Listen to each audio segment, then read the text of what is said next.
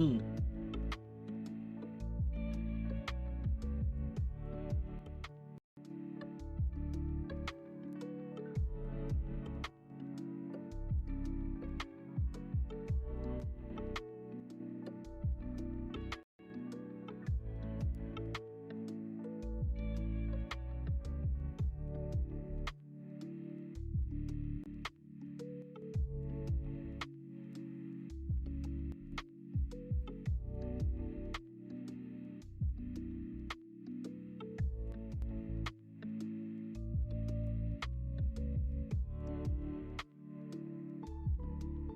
Have you been watching Boruto?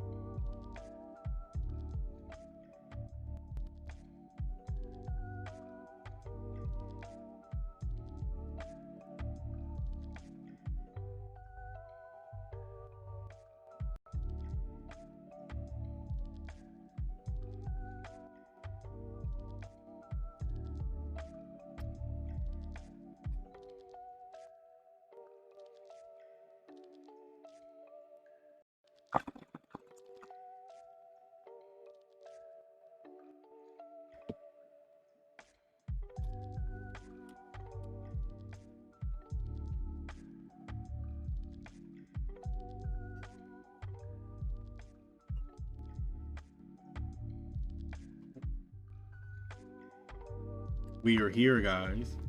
We are back with another video.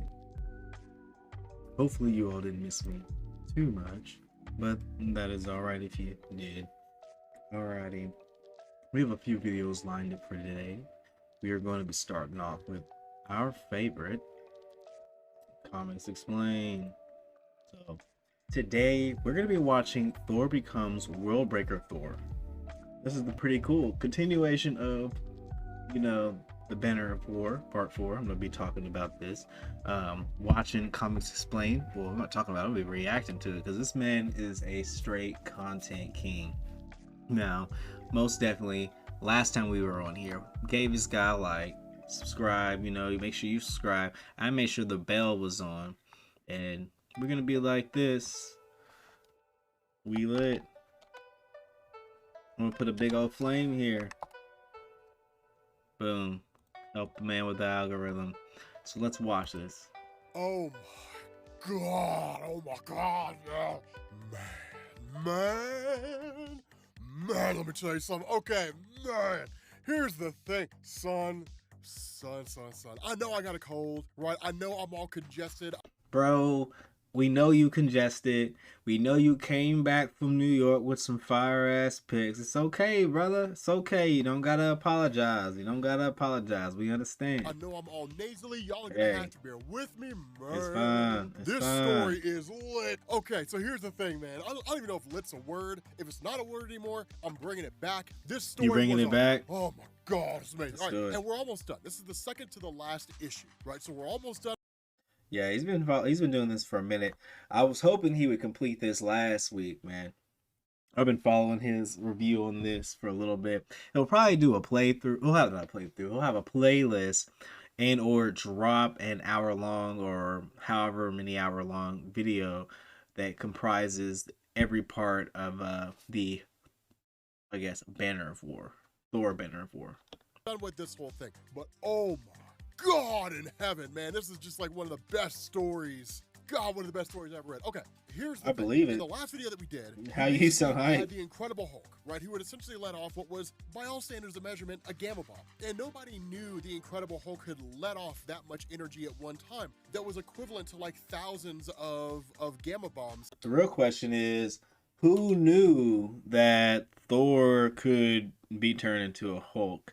Now, this story alone, stating, I guess, spoiler, because I mean, the title is Worldbreaker Thor. So I mean, Thor in the last part, in part 3, accidentally became, I guess, what you could say, a Hulk due to the Incredible Hulk fighting so much and taking so much damage that he just blew up. Just made a gamma radiated bomb. I'm pretty sure it was between like the Hulk and Tony Stark and Thor. Tony Stark made it out just cause he had literal plot armor on. And then Thor was just standing by and just took the blast full on, probably thinking, I'm Thor, okay? I'm not getting hurt. Nothing's gonna happen to me. What do you think's gonna happen? Man, nothing's gonna happen to me. I'm just gonna keep on doing what I'm doing every day of the week. But unfortunately, that was not the case. Homie took a big ol' L and detonating at the same time. When the smoke cleared from that fight between Cosmic Iron Man and the Incredible Hulk, that basically you ended up having Thor, who had become a Hulk. And we didn't know exactly how. We do get that explained here. We didn't know exactly how, but it's basically Worldbreaker Thor. And I love it, man. I absolutely love Worldbreaker Thor. Because it gets crazy. So I like this concept as well. Again, just because like it adds a lot to not only the Asgardian and I guess like Thor's mythology and like his canon say, now stating that like he could be turned into a Hulk if blasted with enough gamma radiation, and it shows that pretty much it just shows that anyone can become a Hulk if anyone's blasted with enough gamma radiation, and that almost Bruce Banner, the Hulk himself, I feel like he could almost be like a Hulk virus because I feel like anyone that has ever interacted with the Hulk in some way becomes a Hulk. You know, like he was the first. I don't know if he was the first, but it almost seems as he was the first Hulk, and then like now gives that power to other people, but at a lesser form or equal level, depending on their power level. So as soon as this happens, right, like the cosmic suit of Iron Man is kind of activated yet again, but any chance this thing had of being able to defeat World Breaker Thor ends like that, right? It ends so fast. This guy never had a chance. Yeah. Right? Like, literally, the suit just gets torn to shreds. I mean, like World Breaker Thor just rips it apart. Now, For real though, like regular Hulk always destroys anything and everything that Tony Stark makes. So I mean, I just feel like it's the nature of a Hulk to conquer and overcome any and every like obstacle that they're ever put in front of. now, in the midst of all this, with the suit totally out of capacity, Iron Man just getting ready to die at the hands of Yeah, Thor. The he Hulk probably was steps ready in. about Now, to here's die. one of the things to know. Oh, This damn. is not World Breaker Hulk. Right, this is not World Breaker Hulk. This is just the Incredible Hulk, right? Savage Hulk, Immortal Hulk, whatever you want to call him. It's basically just, you could kind of call him a little bit above baseline Hulk. It's enough that he can So like Hulk. So if we were like in video game standards, it's like +1 Hulk. He had like enchanted +1 Hulk came in and just smacked Thor in the face and sent him flying. Is that what you were saying? go toe to toe with World Breaker Thor, so I guess maybe it's World Breaker Hulk, but whatever the case is, it's literally just the Hulk and Thor. Now, the thing about this is that where Iron Man questions as to whether or not this is Banner, the response of Hulk is, no, Banner's not here. It's just me. And so he's like, you need to run. You need to get out of here as fast as you possibly can, because this battle's not meant for you, man. I wonder if the Hulk at that moment, like the Hulk himself, like took control over his own body You're gonna as like a defense mechanism. get incinerated. You're gonna get destroyed in this thing. And so what follows is one of the most epic fights between the two. Now, here's the beauty about this. Thor and the Incredible Hulk, the fights between the two over the years, it's the stuff of legend.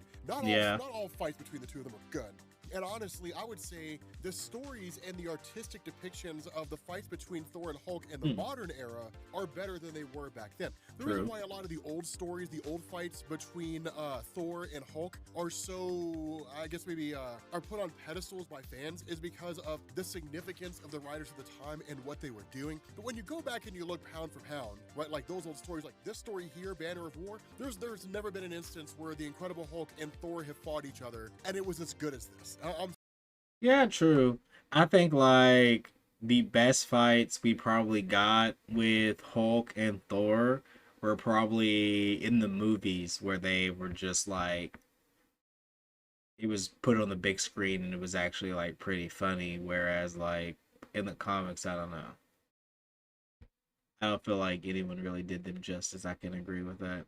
I'm sorry, to all those old writers out there, don't mean any disrespect to them, but it's just not on the same level, right? It's interesting, it's more intense, more fast-paced, because the comics back then were a reflection of the time. And so comics back in the 70s were usually slower, they were more methodical, they're nowhere near as fast-paced and crazy as they are right now. But this fight is For sure.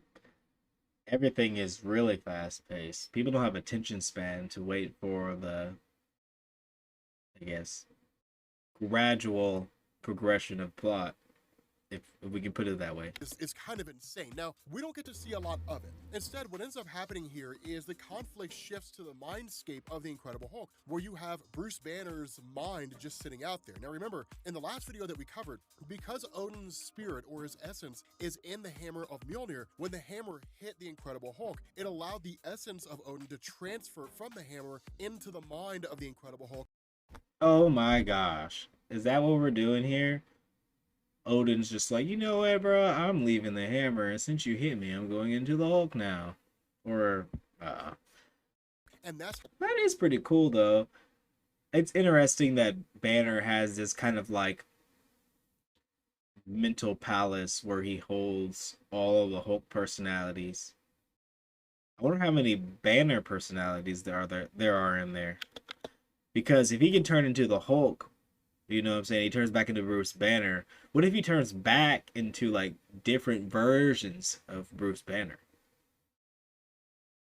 How he's here talking to Bruce Banner. But one of the things that Banner says here is that it's not him running the ship anymore, right? Like the Incredible Hulk personality is the dominant personality now. The other thing about this, and what's really cool, is he literally tells Odin, like, where Odin's like, you need to get off your ass, right? Like, we've got to find some way to end this. This is cool. And it's one of the things that I love, because historically speaking, when it came to Banner, either Banner absolutely hated the Incredible Hulk, or Banner was kind of afraid of the Incredible Hulk. There haven't really been a whole lot of stories where Bruce Banner overpowers the Incredible Hulk in his own mind. That in a lot of ways he's kind of afraid of what the Hulk stands for, or again, he outright hates it. What you have here, just by virtue of Odin's presence and the fact that he's like, this is not a time for milksops, right? This is a time for men that have some fortitude, and they've got some strong knees and some conviction, and they've got some heart. That's what this is for. Are you a coward or are you a man? And so that's like challenging Banner in that way. Banner's like, yes, like I'm tired of playing second fiddle to the Incredible Hulk, and I'm tired of not being in control of my own mind. Now, it's not Donny Cates just well, he was in control of his own mind. He just wasn't in control of himself, which he abused the Incredible Hulk and then lost control because another personality was able to finesse him because he was playing the games. Like, Banner, you need to get control of yourself. I mean, I guess that would be what this is meaning, because he is tired of not being able to control his own mind, thus not being able to control himself.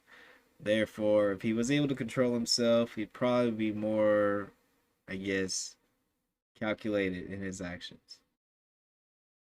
Doing this willy-nilly. The reality is that for decades, it's been building up to this. If you go and you read the Incredible Hulk mythos over, really, I would say since the 90s, if we're being... All right, I see, man.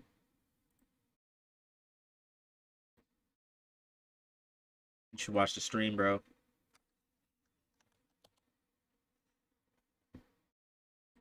I'm kidding. You don't have to. I'm just meaning.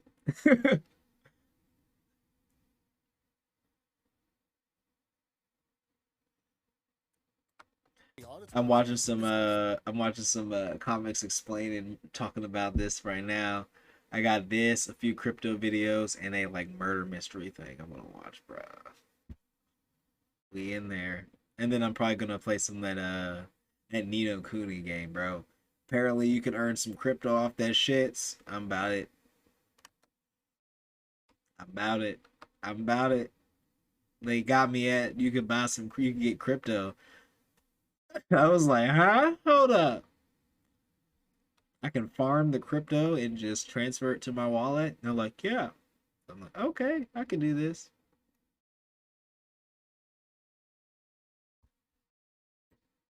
From the Onslaught saga going forward, a lot of it's been Banner just exercising more control and having more confidence in relation to the Incredible Hulk, or at least that personality. So this has been building for quite some time. It was never a main focal point of the Incredible Hulk storytelling. It was never a major thing that was going on. It's really Donny Cates just kind of connecting the dots of how different writers have been sort of crafting their own Incredible Hulk stories with regards to the relation between Banner and Hulk himself. So it's cool to see this. It is pretty good. I like seeing more. It's all kind of coming together at the end of this. And so he literally tells Odin, like, I have a big favor to ask here, right? Like, I've got an enormous favor to ask. Now, this favor is going to become very important later on. In the moment, we get what's actually one of the coolest moments, I would say probably in the recent Thor stories, right? In recent memory when it came to Thor. So the whole thing behind this...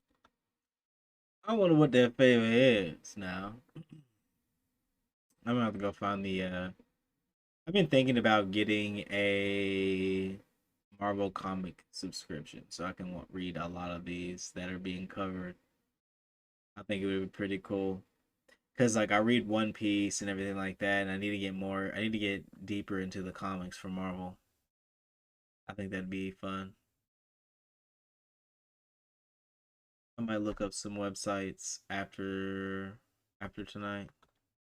Is that while this great big huge fight's happening, there really isn't a whole lot Iron Man can do. He tries to call for backup, but nobody can hear him, right? Ain't no backup? Backup for two Hulks? What? Bro, no, that's not happening at all, dude. You're not doing that.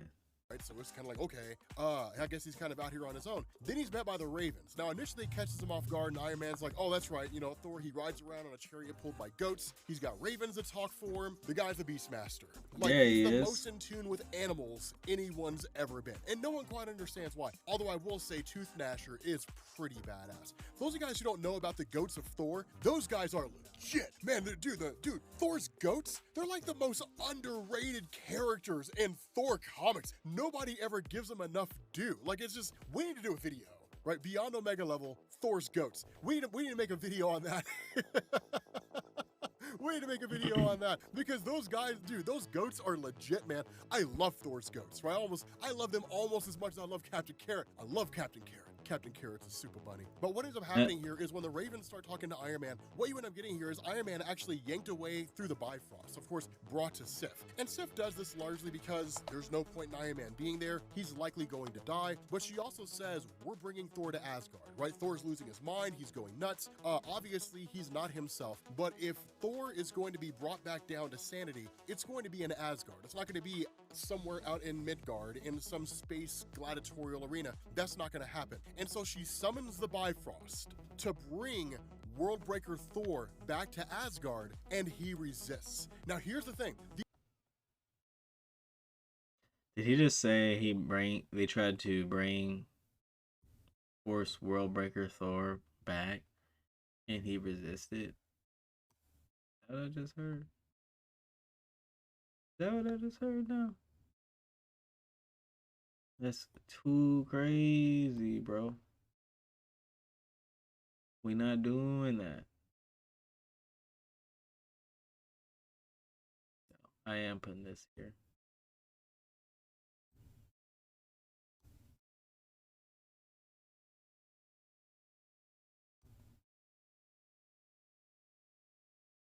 I need to sell some of these.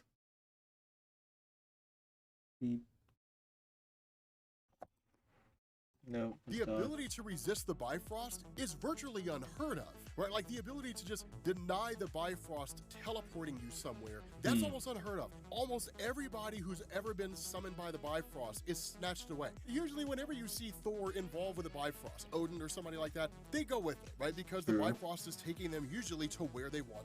So how powerful do you have to be to completely ignore the Bifrost? Like what level are you on? You just doing some crazy stuff or what? You just ignoring?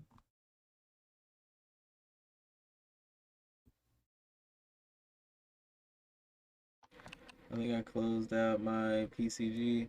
I'm sad. I don't know, man. I feel like that'd be way too much. Like, why? First of all, I just need to know why Tony Stark is like a smart guy, but every single time he seems to just fuck shit up, bro. Like for real. Like he made a cosmic Iron Man suit, and the first thing he did was turn Thor into a Hulk. I mean, realistically, like he tried to go stop Hulk from doing whatever, but you know he ended up making him explode and turn Thor into a Hulk. So I mean, like, is he? I understand he could build some cool stuff, but is he really that smart? Is he though? Like, he makes me wonder. He makes me wonder every time. Cause I don't see it, bro. Trying to get this PCG to show. He ain't getting it. What up, man? How you doing? But to quite literally see Worldbreaker Thor resist the Bifrost is nuts, even to the point that the Bifrost cannot withstand the pull of Worldbreaker Thor and the fact that Worldbreaker Thor won't move. And as a result, the Bifrost shatters, right? Worldbreaker Thor breaks the Bifrost. Now, just to give you guys perspective, This is an interdimensional teleportation device. This thing will take you virtually to basically anywhere in the main Marvel universe, along with any of the other dimensions, right? So it won't take you to like, Crazy. let's say like the realm of Dormammu. It won't really take you to like the Dark Dimension because it's not connected to the Bifrost. But the fact that Okay. he literally shatters it, destroys the Bifrost. So he straight it's up just like broke the the Bifrost is Bifrost? no more. Now, at the same time, Thor is the All-Father. Presumably, he can just recreate it. But the fact that he broke it is absolutely astounding here. Huh, It's well, I mean, kind if of he mind-blowing. can And create even it, I Odin guess you can say he himself can is break it. surprised by what's going on. Now, of course, where Odin almost kind of gives up and is like, Wouldn't Thor's you gone. think? Like there's nothing to do for him now. Like he just has to basically be destroyed. The response of Banner is no, I think I can stop him. And when Odin Okay, what chimes are you in, he's gonna like, do? no, like I'm So what is Bruce Banner gonna do? He's gonna enter his brain and be like, "Now, you are one of us. You are one of us." Is that what he's gonna do? That would be pretty cool. I'm also trying to add my Pokemon to. It isn't like trying to.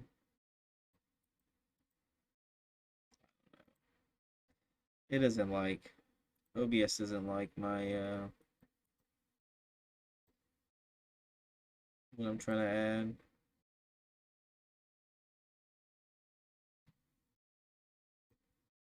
Window. Can I capture a window? Oh, I can. Boom. Yay! My Pokemons right there, so y'all can see. Let's see what I do. All right, there we go. not aiding you in Oh, I your didn't get a quest to Natu. lose even more of that mind of yours. We must try to subdue him with whatever it is that they can possibly use. And the True. response of Banner, and this is really, really important here because it explains how Thor became Worldbreaker Thor in the first place. The response of Banner is he basically says this Titan that's inside of him, it possesses people. Now, that's a Okay. cool thing because we already kind of knew that based on the situation in El Paso, but we didn't know how far reaching it was. We didn't really know exactly how it worked. The result of this is that it's really just Thor possessed by the power of the Titan Hulk, albeit him being out of Worldbreaker Thor form. Now, what Banner's concern here is if you do not do what I ask you to do, Odin, if you do not grant me this favor, the Titan Hulk is going to manifest, and when that happens, it will be too late. There will be no one. So is Banner threatening? So if I try to go toe to toe with Thor out there, Titan is going to come back out, and then it's all going. So is he saying that like if he fights Thor like in his base self, he's at risk of getting like so mad that the Titan Hulk is gonna come out and like mess up everybody? Because that right there is scary. One here who can stop it. No one on that level of power that can bring it to an end. Now, the reality is that Banner's being a little overdramatic here, right? True. Like, depending on the circumstances, the cosmic entities might step in. But the reality here is they most likely won't. Because what you would end up seeing is a Titan Hulk would. That is true. I don't think the cosmic entities would have anything to do with this. Like they probably wouldn't care. They'd be like, I do not care. Just because like it's not a universal threat. It's just two Hulks fighting.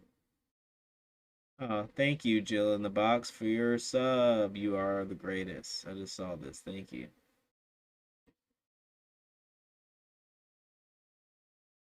Likely be destroyed by some force of energy out there that is not from the cosmic entities, but most everybody they know would be destroyed in the process, right? Like most all their friends and family would basically come to an end. Like the first targets would be Asgard and Earth, and then after that it's basically everything. So the immediate threat is like your world and mine are going to be obliterated if you do not do what I ask you to do, Odin. And so it's quite literally Banner saying, quit being a punk, do what I tell you to do, because if we don't, Odin, I'm smarter than you. And if we don't, we're both gonna die. Now, this is cool, man. Wait. It's cool to see Banner just like Wait. challenging Odin, right? And Wait. Did he just say he's smarter than Odin? Like, so Odin's a god. And he just said, "Oh, I guess he could be smarter than him just because he's a god doesn't mean he's necessarily like intelligent. He could be dumb. He just has power." That's and just being that's true. like, listen, you old coot, you have no idea what's going on here in this bigger picture, right? I mean, if you had both eyes, I guess you could probably see the bigger picture, but you can't. So do Ooh, what I tell you damn. to. And so, like, while Worldbreaker Damn. Thor is just losing his mind, the hammer Damn. comes flying at him. Right now, he goes to grab it, and it breaks his arm as it flies right through. Maybe And he so had two ultimately, eyes. like, with Banner back in control of the body, Odin's like, you better be sure of this. And the Hold on, let me run this back. he goes to grab it, and it breaks his arm as it flies right through. And so ultimately, like, with Banner back in control of the body, Odin... So he just got in control. Oh, I guess he skipped over some stuff. They did some shenanigans, you know. He got in control. You know what I'm saying? He did some shit. Yeah, I want to go and watch. I want to read these. That's one thing I want to do. I want to read these and watch them because I think that would give me a better understanding of what's going on in these comics. The hammer comes flying at him. Right now, he goes to grab it, and it breaks his arm as it flies right through. And so That's crazy. ultimately, like, with Banner back in control of the body, Odin's like, you better be sure of this. And the response of literally Banner is, there's only one way to find out. And he takes the hammer, like, as it comes flying towards him, and he smacks it on the ground. So Hulk summoned the hammer through Odin, and then it broke Thor's arm? And when that happens, Okay. he basically turns into All-Father Hulk, which I gotta Oh say, shit. man, this is legit. Like, it's one of the most amazing moments ever, right? That is crazy. So Hulk is now worthy to hold Mjolnir. Bro, everybody's able to hold this thing, but I guess he's able to hold it because like Odin's inside of his brain right now or whatever. That is crazy. That's awesome. It's just, it's ridiculous. Yeah. Right? Like, literally, the Incredible Hulk becomes All-Father Hulk, and he's gonna fight Worldbreaker Thor. This story is amazing. With that being said, guys, we're gonna bring this to an end. Thank you all for watching. Massive cliffhanger, and I will catch you all later. That was crazy. I like that a lot, man. Who would have thought that pretty much they would switch? They'd both become Hulks, but Thor would become Worldbreaker Thor, and Hulk would become All-Father. That is wow. I like that a lot. I like that a lot. Okay. I think next we could begin our video of that chapter, The Deadly Obsession of Daniel Marsh. I will say trigger warning if you all are not okay with a little murder mystery and us talking about that. I do like watching these, but if you are not familiar with that chapter, I would say watch him, give him a like, him subbed, and let's get this thing going. Hey you, and welcome. My name is Mike, and Hey, in this Mike. here old video, what we're going to do today is look at a marsh in California, Okay. and a few other things. Ooh. This story takes us to a distant land, Yolo County, California. And Alright, this you is have a good certainly one. a you only Thank you live for tuning once in. type story, unfortunately for some of the people today. Though I gotta say, friends, the marsh we are talking about, he did not want to stop at what he was stopped at. Big fan of clowns, was our guy, and it turned out he was the biggest clown of all. He had certain ideas from when he was very young, none of them good. But are they ever? I don't exactly talk about, good ideas on this channel. So to learn more, let's give it a go. Let's turn this up a little bit.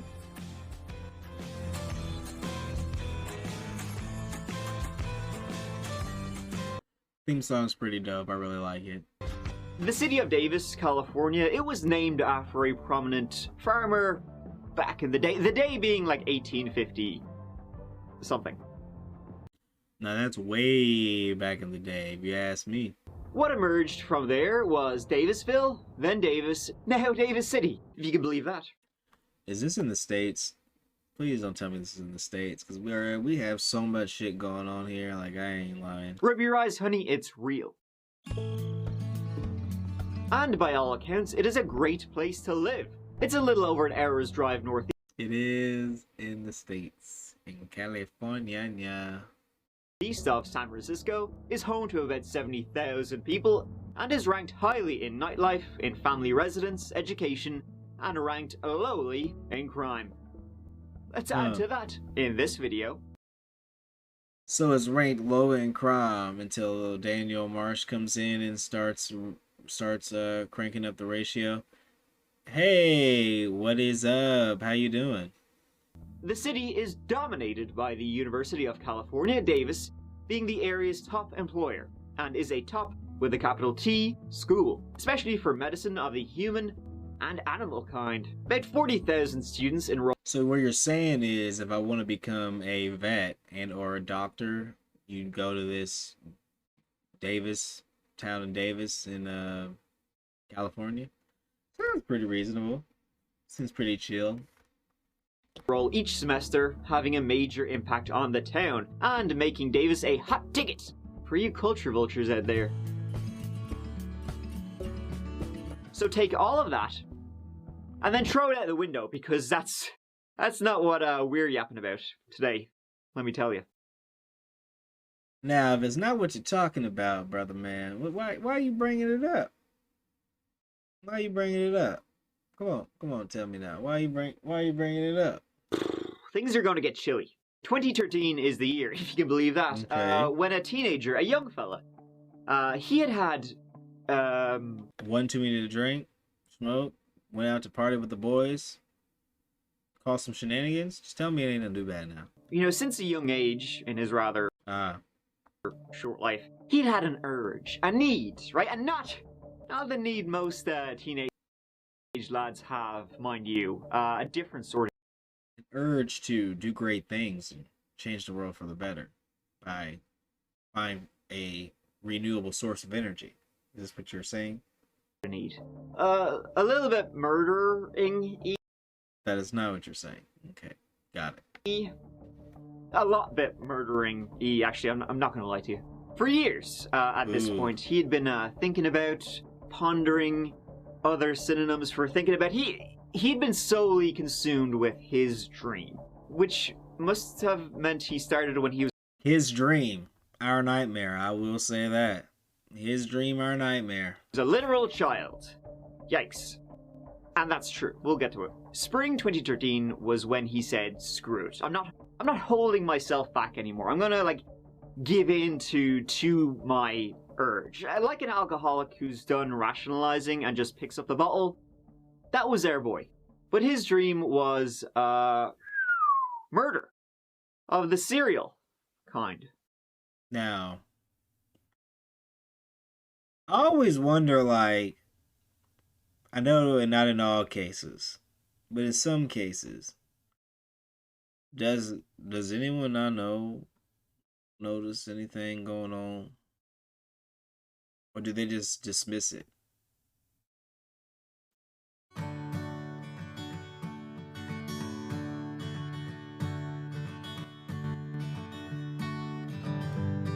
Oliver Northup and Claudia Maupin married relatively late in life. They were both in their 60s, but were absolutely mad about each other and very happy to have finally found their love. Okay. They lived in a condo in South Davis. Oliver, Chip, he'd been a Navy man in WW2 and was now an attorney, still cracking the metaphorical whip at age 87 and grateful to do so.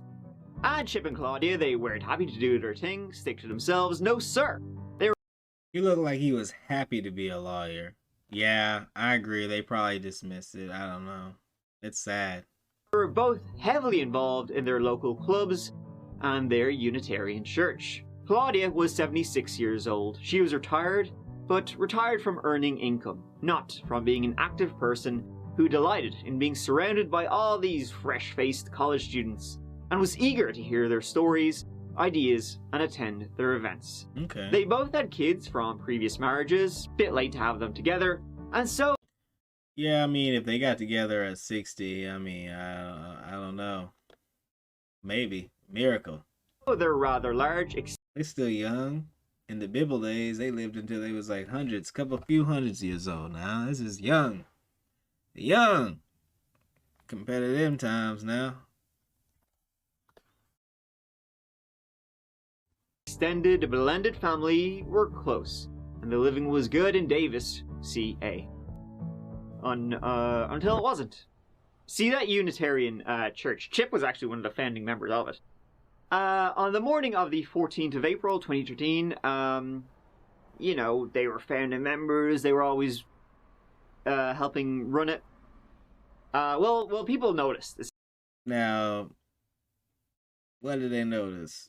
Some bad, some good, some in the middle. Essentially, when they didn't show up on the morning of the 14th of April, 2013. And they would have always been there.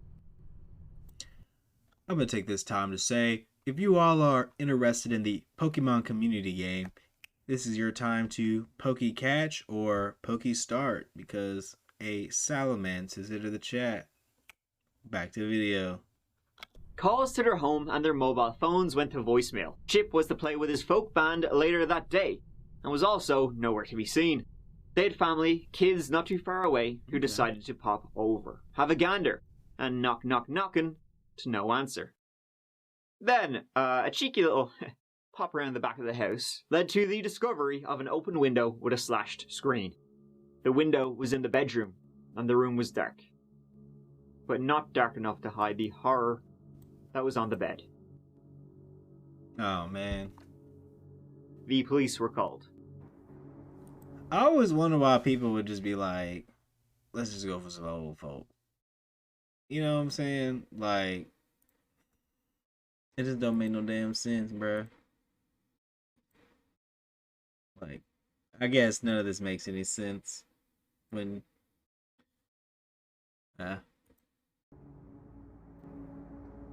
Chip and Claudia were both laying on the bed in their home. They had both been stabbed to death over 50 times each, head to toe. Shit! 50 times? Oh my gosh. They had also been mutilated, with a mobile phone being placed inside Claudia's stomach and a glass inside Chip's. It was extremely gruesome. They had been a while dying. The investigation that followed was not gonna lie to you, it was not off to a great start.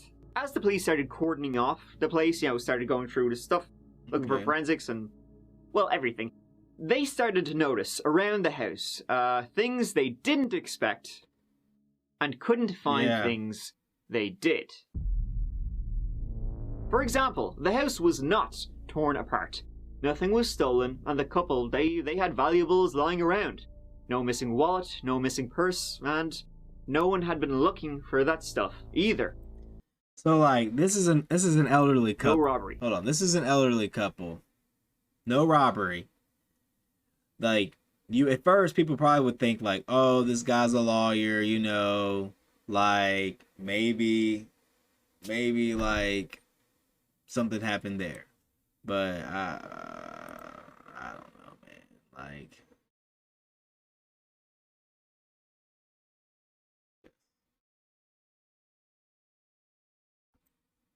and to go along with that, no evidence, no fingerprints.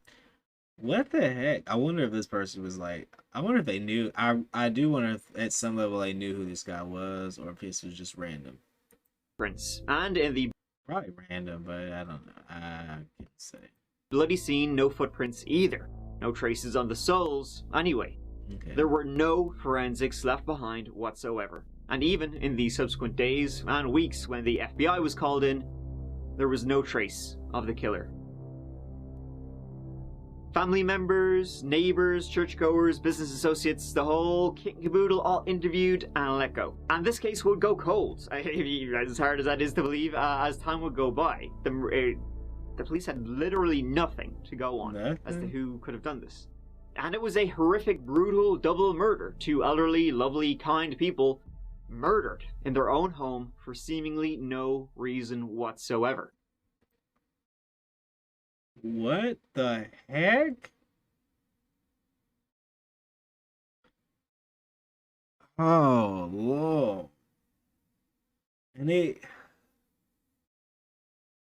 Bruh. Like... Who is this Daniel Marsh guy, bro? He gave him the harshest intro, and I'm like, what? As I said, the usual family. That is strange. Like, oh Lord. Nothing there. Bit of... No. The will? Where there's a will, there's a way. Yeah. Not today. It grabbed the city by the shoulders and shook the shit out of it. But still, the investigators were no closer to finding who was behind it and stopping them before they struck again. But, and this is a big booty, the police, they had no... Big boot. Is this the pun we going with? But this is a big booty. No clue. But a certain circle of friends in Davis High School, they knew about it all. They knew who had done it, because he had told them. And by told, I mean...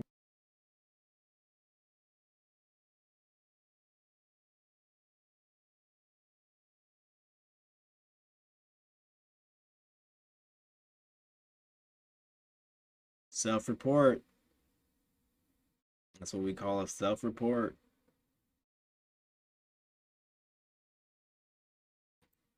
bragged. Like, homie really went to school and said, guys, you know what I did? You know what I did. You know that stuff on the news? That's your boy. Like, what? What? The police would only find out in June, 2 months after the murders originally took place, when this call...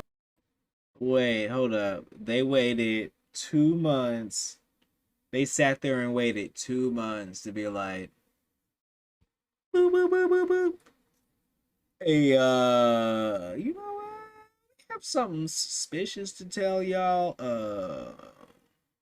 You know, there's this guy we go to high school with, and he may or may not be the guy you're looking for. Like, what is this? Like, I guess people need to stop telling their children to not be tattletales so that they just snitch on everybody. Was made. I'd rather have someone snitch on everything than not snitch at all, stuff, especially when someone gets anonymous.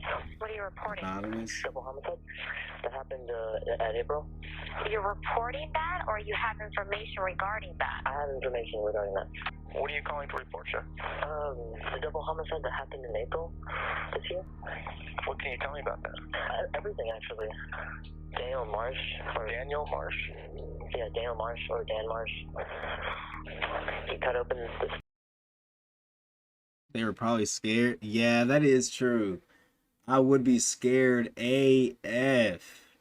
AF if I knew somebody that was like, that was me, bro. And I knew for sure that they did it. Because they probably were like, if you tell, I'm coming for you. And like, you know, who knows how many people at that point he done did in, you know? Because I'd be like, shit. I don't know if I could handle that at all. Wouldn't be able to. I'd be like, oh, shoot, boy, we can't be friends. Nada, nothing, dog, nothing. Stomach of both the people, and you put a phone in the woman and a cup in the guy. Holy fuck. Excuse my language. The reason why I want to remain anonymous is because if my mom finds out, she will send me to military school. Daniel Marsh wasn't like unheard of, like around town, but not in the way.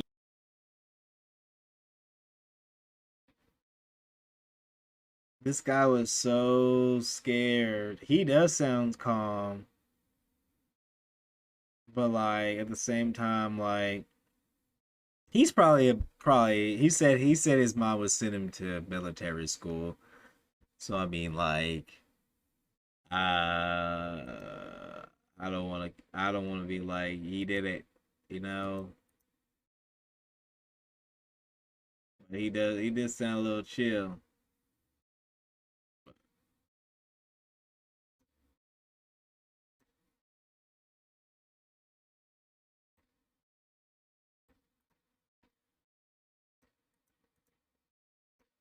You're thinking, right? He was a goddamn hero.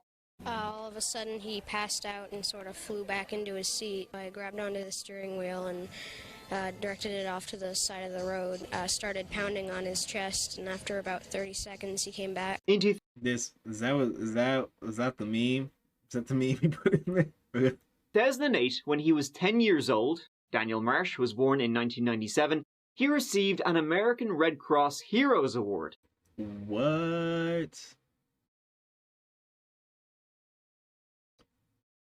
So in 1997, this kid got the American Red Cross Heroes Award and then went on to just be like, let's get him. He managed to save his father's life, resuscitate him, after his dad had a heart attack. Fair play to you. I don't know if bringing someone back to life, I mean, kinda. He did a CPR. So, like, is this what, like, messed him up, maybe?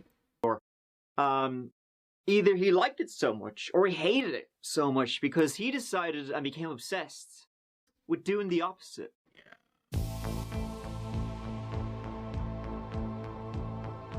Shortly after that hero moment, his parents divorced. His mother was having an affair. That was an extremely unpleasant series of events for him. So much so that he began to fantasize about murdering someone. Specifically, at the time, he wanted to murder his kindergarten teacher, his mother. Wait, what?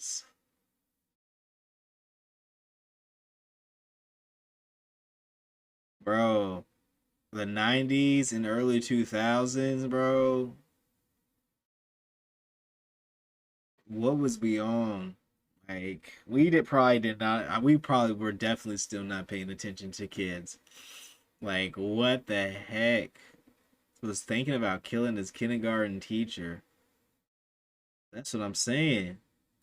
Mother had left his dad for like they all wildin' right now. Her. From the age of 11, he began pretty much continuous counseling for depression, anger issues, suicidal thoughts, homicidal thoughts, and anorexia. Since 11? He was bullied in school as he was a small guy, so that didn't help. He would live with his mother after his dad kicked him out at 14. Bro.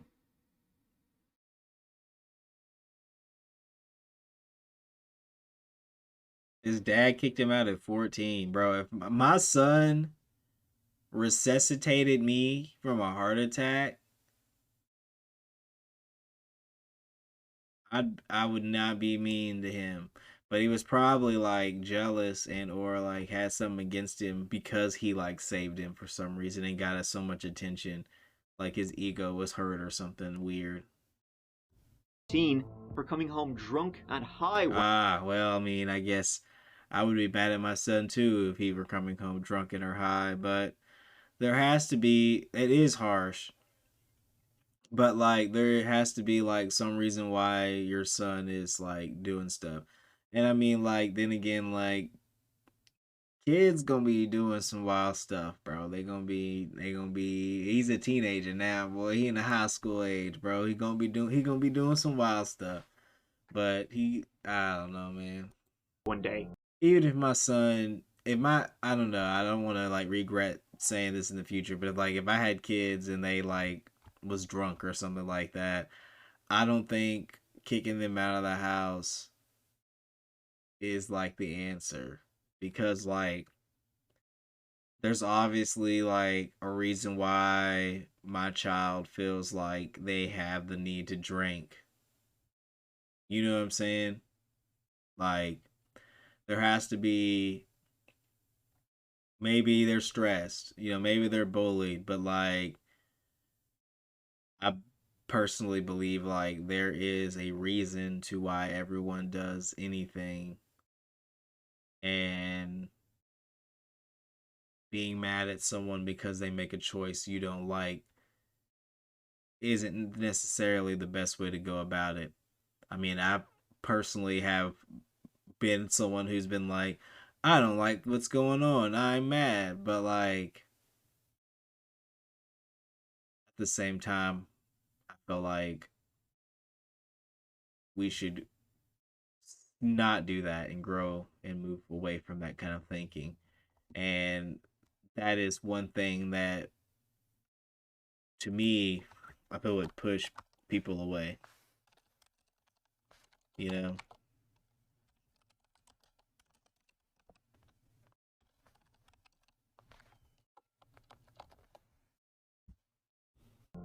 His mother never noticed anything off about him.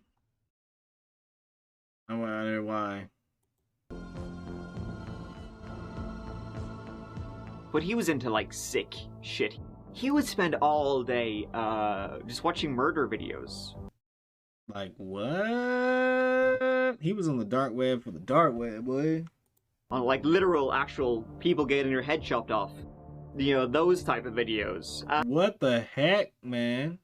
And he became obsessed with serial killers. Yeah, what a weird. But he wasn't just interested in like learning about them. He wanted to fucking be one of them. Like, literally was gonna fucking try his hardest to be one of them, you know? Wait, what? And nobody picked up on this, like, murderous intent that this cat had. And or knew he was watching these type of videos. I mean, the internet was a different place. But he grew up, like, in the early 2000s. This is 2013, 2012, 2011, 2010-ish. Ain't no way he should have been able to get away with that. This is the kind of person where we would say, please don't follow your dreams. It's unrealistic, yeah. Your dream is dead. He thought the opposite, or at least he wanted a participation award. He wanted a participation award? What? He began to talk all the time about murder, torture, drawing pictures of his fantasies. He dreamt about it, about killing and brutally murdering. And as he got older, the dreams became more and more regular and more intense. It was all he could think about, and he didn't want it to stop. Animal cruelty, dead giveaway. That popped up. He murdered a cat. He strangled a cat to death, saying he did it just because he could. His girlfriend, he started to get more and more violent with her, constantly pushing the envelope. He also loved clowns. Like, big fan of them. Especially the fucking creepy ones. I know some people are stressed about clowns. Yeah, you missed a lot. This guy is wildin'. Fortunately, I guess he had no mirrors in his house. In January 2013, he... Ooh, that was a burn. That was a burn. Saw the school counselor due to his ideations, and he was on a shitload of medication as well at the time. He talked about his homicidal urges, about So he was on all this medication. I'm sure he had therapists and everything, and no one knew that he wanted to kill anyone and or was watching literal like unaliving videos and unalived a cat. Like no one told anyone this. Like no one's heard about this. No one reported this. Like his therapist didn't get on the Facebook and see this. Like none of that. Like what? Torturing people, about how he had these urges and he'd just given up trying to push it to the back of his head. He'd given up on, he was just gonna let it take over. He said it to her. The counselor called the cops, the therapist, but nothing happened. And then so the counselor, he told the counselor that he had these feelings. And then the counselor called the cops and the therapist. And no one did anything. And no one did anything. Then, on the 14th of April, Dan Marsh decided to tell some of his close friends a story.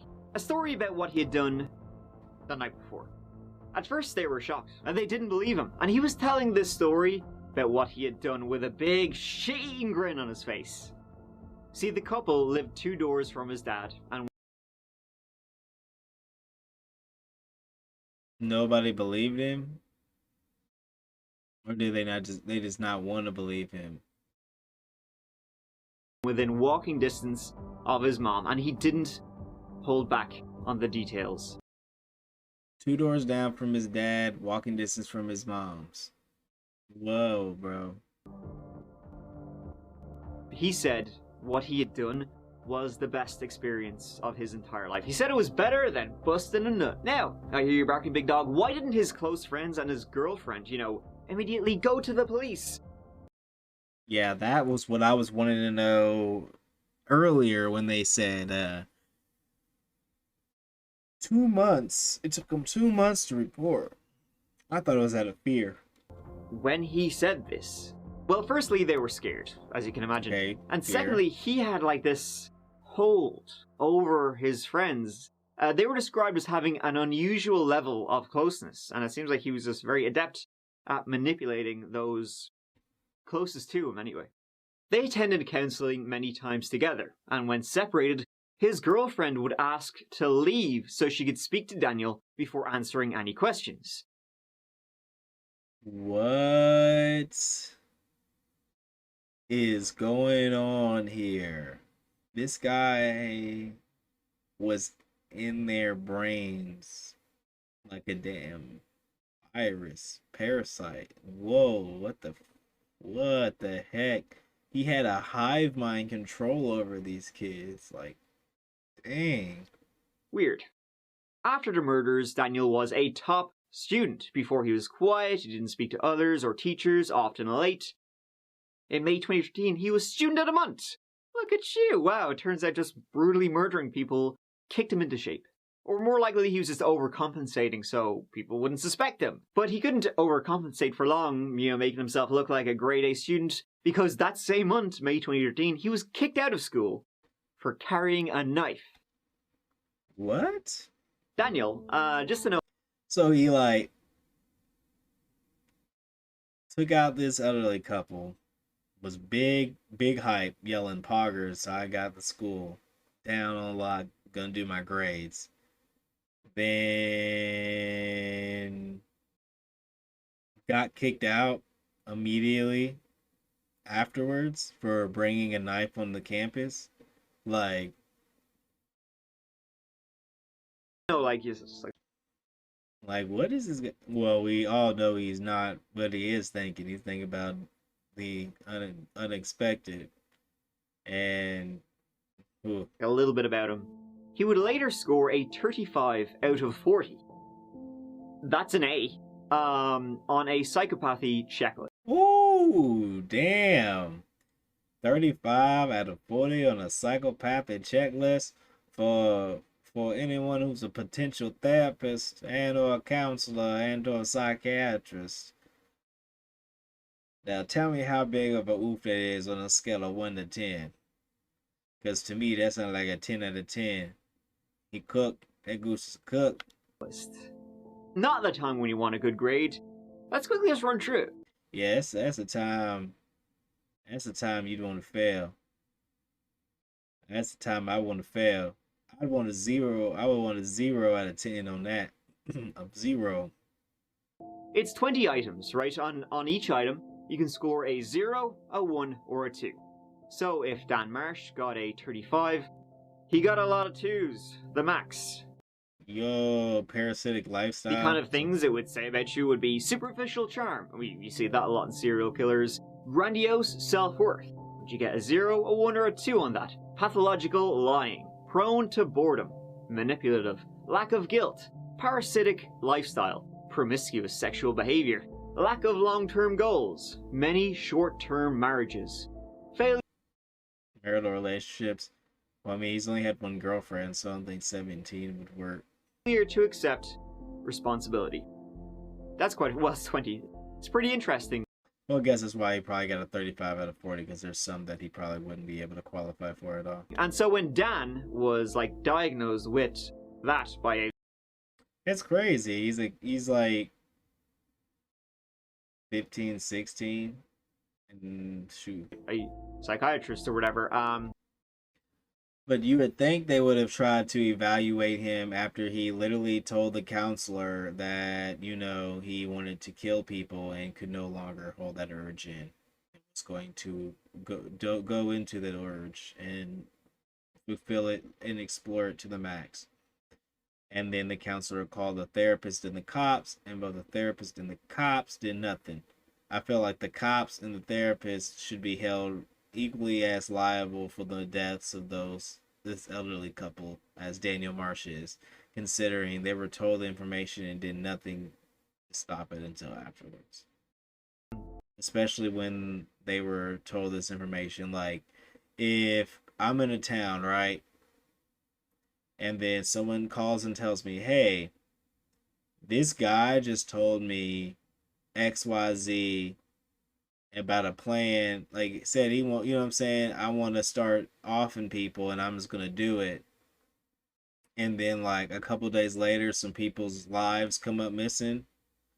I think I might explore into that, hint that someone told me a few weeks ago, saying that this individual said that they were thinking about doing something just like this, but that's just me. That's how I would think. If someone told me that they saw something happen and then later something similar to what they said was going to happen happens, then maybe I will look in that direction and ask some questions.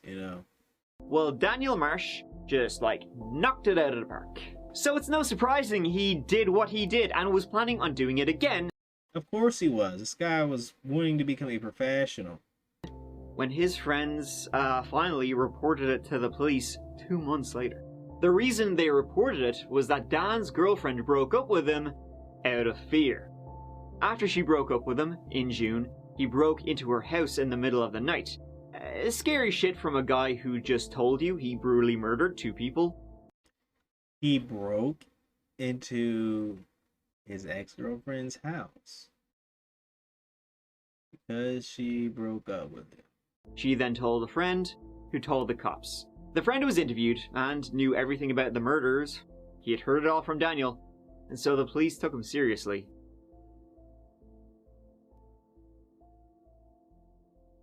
Well, he talked about killing people a lot. I didn't really take it seriously until, killed someone. He cut both of them open, just to see the insides or something. And then he went to the woman, I think, and he wanted to know how an eye looked like. So he tried taking it out with a knife, but he said it was really hard, so he couldn't do it.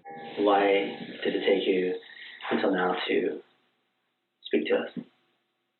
Because, I don't know, actually. I was afraid. Yeah, dude, he's a kid and some dude just killed 2 people. I would be scared too if I were 16 and some dude was like, yo, bro, I tried to kill some people. And then, I'm telling you about it. I'd be like, huh? It was on the 17th of June that the police took Daniel in. They spoke. He briefly denied it, was sobbing. So, like, he just be like, nah, that wasn't me. And then be like, you know what? Maybe it was me. What you want to know? Daniel, right? Yeah. Hi. You must be Daniel? Yeah. That's Chris. Yeah.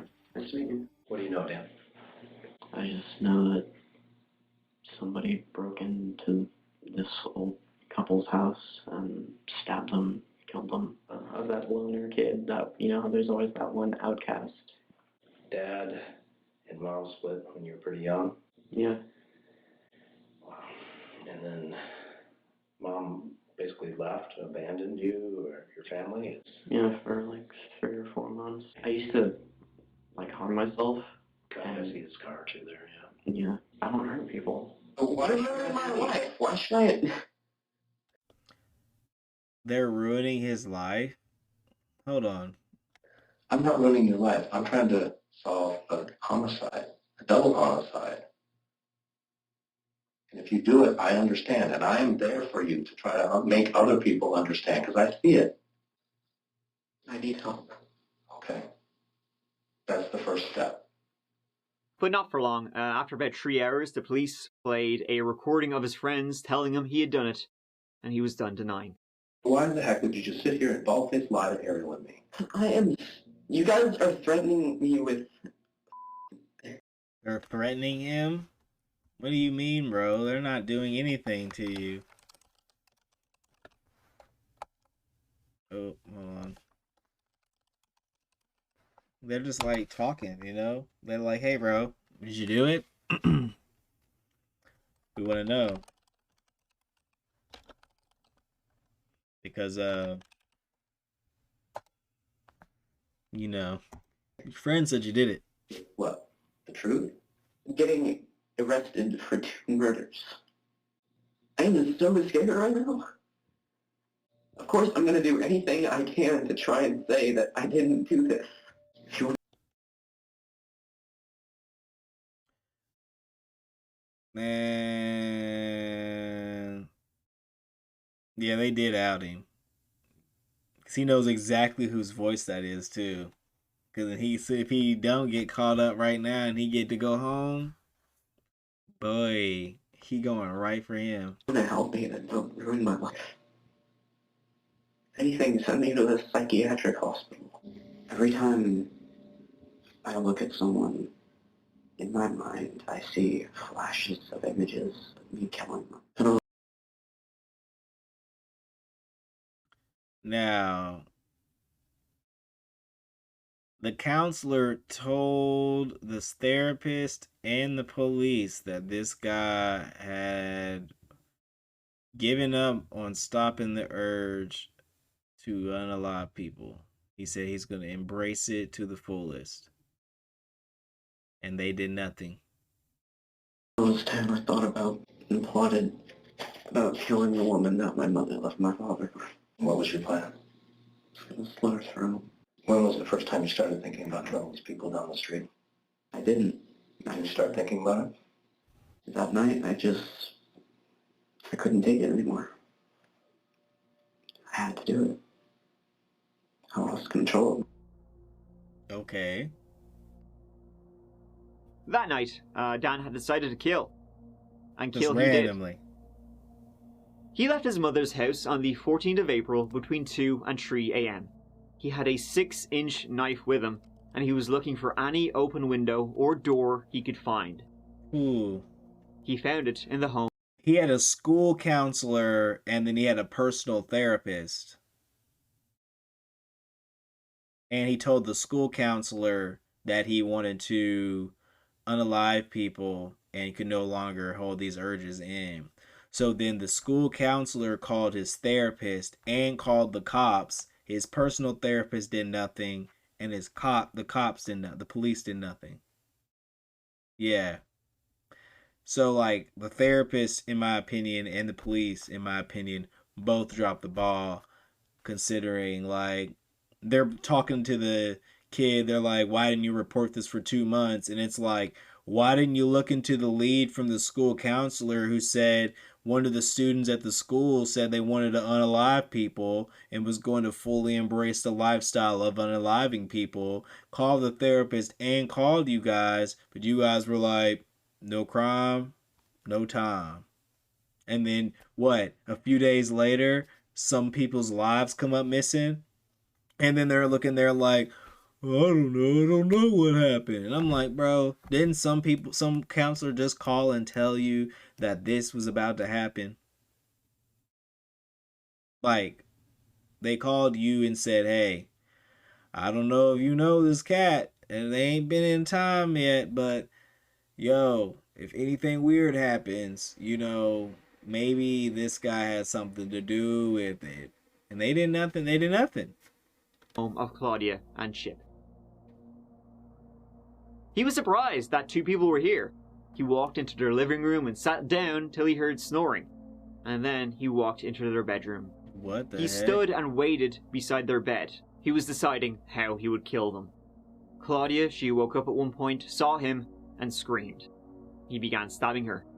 Then Chip woke, and he stabbed him to death too. He then disemboweled them, pulled out what shouldn't be pulled out. He cut open various parts of them, and he stuffed items inside them simply to mess with the investigation.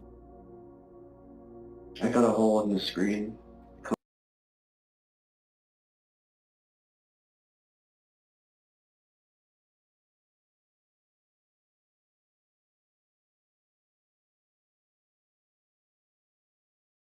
Now,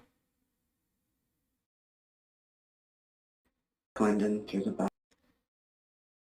now, come on now. Yeah, but they did nothing, apparently.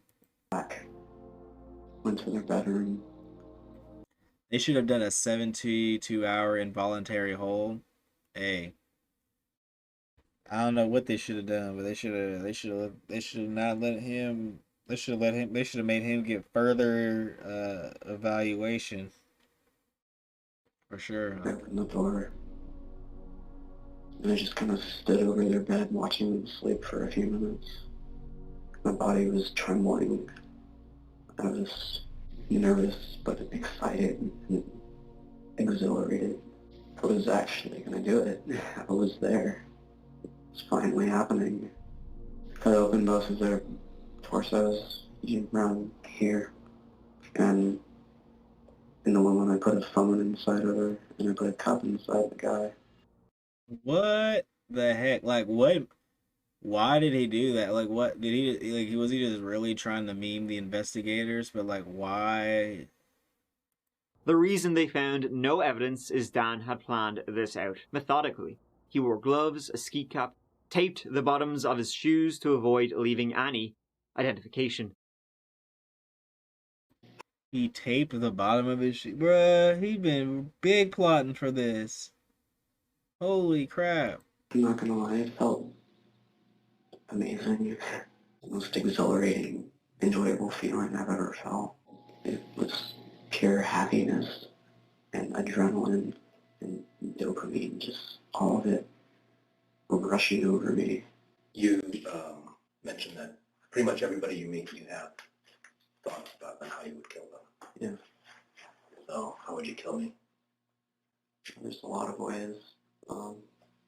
Choking you to death with your tie. Okay. Beating your face into the mirror until it broke and using the glass to cut your arteries. You could overpower him. Smashing your face into the wall. Nothing personal. Did you ever look up on the computer and do research on psychopaths? Yeah. Why did you do that? I looked up sociopath and psychopath because I always found it fascinating, and the more I've aged, the more I can relate, because I don't feel sympathy for other people at all. I don't feel empathy for them, and whether I like that or not, it's the way it is. It's just like, I want to hurt people, I want to kill people, but I don't want to want that. I wish it wasn't that way. Yeah, man. I wonder how conflicting like the inner monologue inside of like the inner dialogue is. Because if a part of him is like, I don't want to do this, but another part of him is like, you got to do this. Like, that must be horrible. Fuck.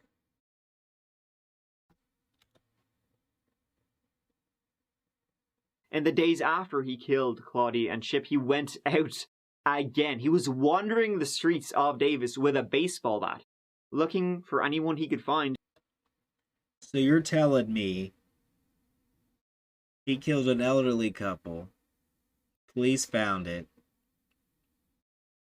Homie just walks around at night with a baseball bat. And you're telling me nobody was out patrolling like, maybe we should look for some suspicious characters. To beat them to death. He wanted to use a baseball bat so the police wouldn't link it. He didn't want to stab someone to death again. Thankfully, he did not find anyone. He hid the clothing he wore at his house, and the police later found the bloody items. Daniel Marsh was charged with the 2 murders. Police found the murdered couple stabbed to death inside this home, their home right here in mid-April. Now, 2 months later, just 2 doors down, the FBI and Davis police were inside that home right there, collecting pieces of evidence for a case against a 16-year-old. And right now we're getting our first look at the 16-year-old accused of murdering an elderly couple in Davis. Prosecutors say the man there with the big smiling boy, what the tie, heck? Daniel Marsh, hid in the couple's home, waiting for them and then torturing them in their final hours. Well, the courtroom was packed. There wasn't an empty seat in there. Sheriff's deputies actually brought Daniel Marsh in through a side entrance to the court. Like, people trying to watch this for real? Courthouse, a blocked entrance, and put a jacket over his head to hide him as he was brought in. He was kept separate from all of the other inmates, mostly because they're all adults, and even though he's being tried as an adult, he's still a juvenile, so he was kept at a distance from most everybody else in the courtroom. So if he's a juvenile but tried as an adult, does he go to juvenile prison or a regular prison? I don't understand this system. 16-year-old Daniel Marsh stood before the court through a side doorway, shielded from view of the public, including his father and friends who were in court. Marsh provided one-word answers as he waived his right to a preliminary hearing within 10 days. The judge denied him bail, and relatives of the victims could be heard whispering yes in agreement. Friends of Marsh said they saw him in the days before his arrest and had a hard time believing he could be responsible. He did have a lot of joy in his life, and personally, I couldn't ever see him doing what he's been accused of, just from the side that I've seen from him. Prosecutors have not revealed the motive behind the double murder or any relationship between Marsh and the couple. Bro, like, imagine someone you like hang out with at school is like, oh yeah, now they're they're gonna go into jail for murder. I'd be like, what the heck? I'd have to reevaluate who I'm hanging with. I don't know, bro.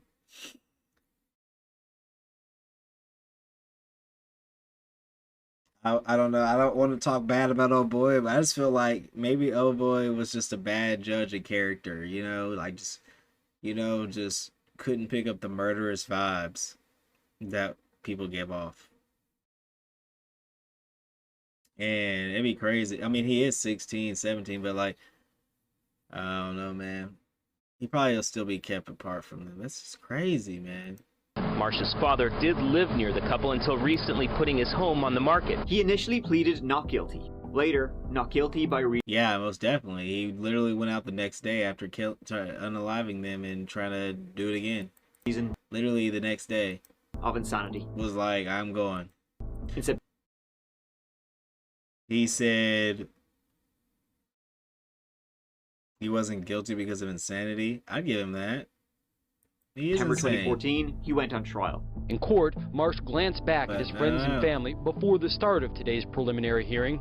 Davis police officer Mark Herman looked at photos from the crime scene as he described how the couple was found lying in their bed, each stabbed more than 60 times.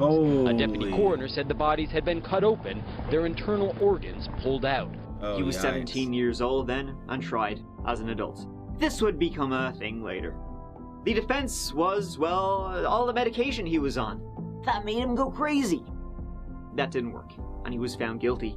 He was found guilty, and he was found to be sane. The sentencing, though, was, well, even though he was tried as an adult, he wasn't. At least not when he committed the murders. So, nah, you gonna be 18, bro. You're gonna be an adult. He could not receive either the death penalty or life without parole. So he got life in prison with parole after 52 years. Long enough, I'd say. Jurors rejected the defense argument that Marsh... So yeah, he's gonna be like, what, 70? Almost 70. When he get time for parole.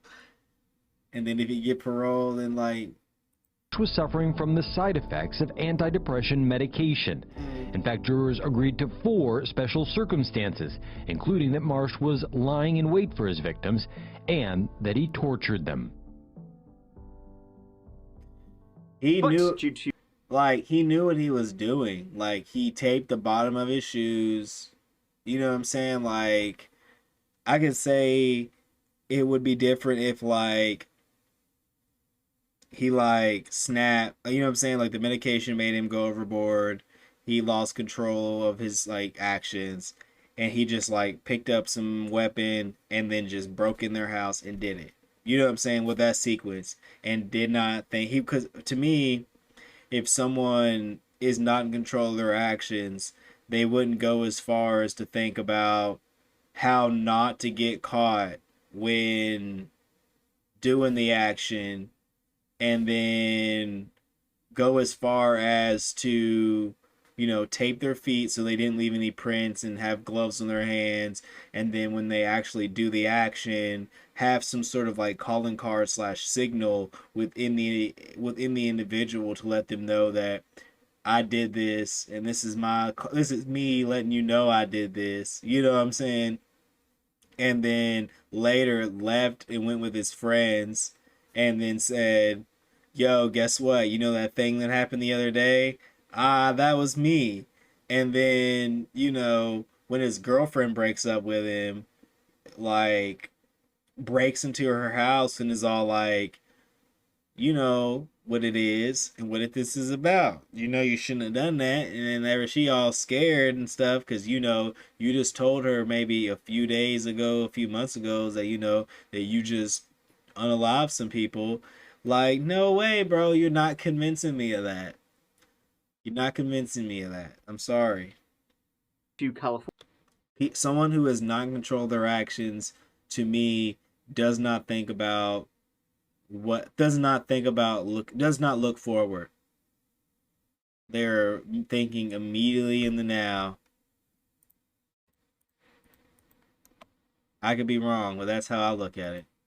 Whereas someone who's in control of their actions is more likely than not looking into the future to see what is going to happen and how to avoid bad things from happening. He got parole after 25, which is forever. 17 years from now. He'll still be young enough to do a lot more killing.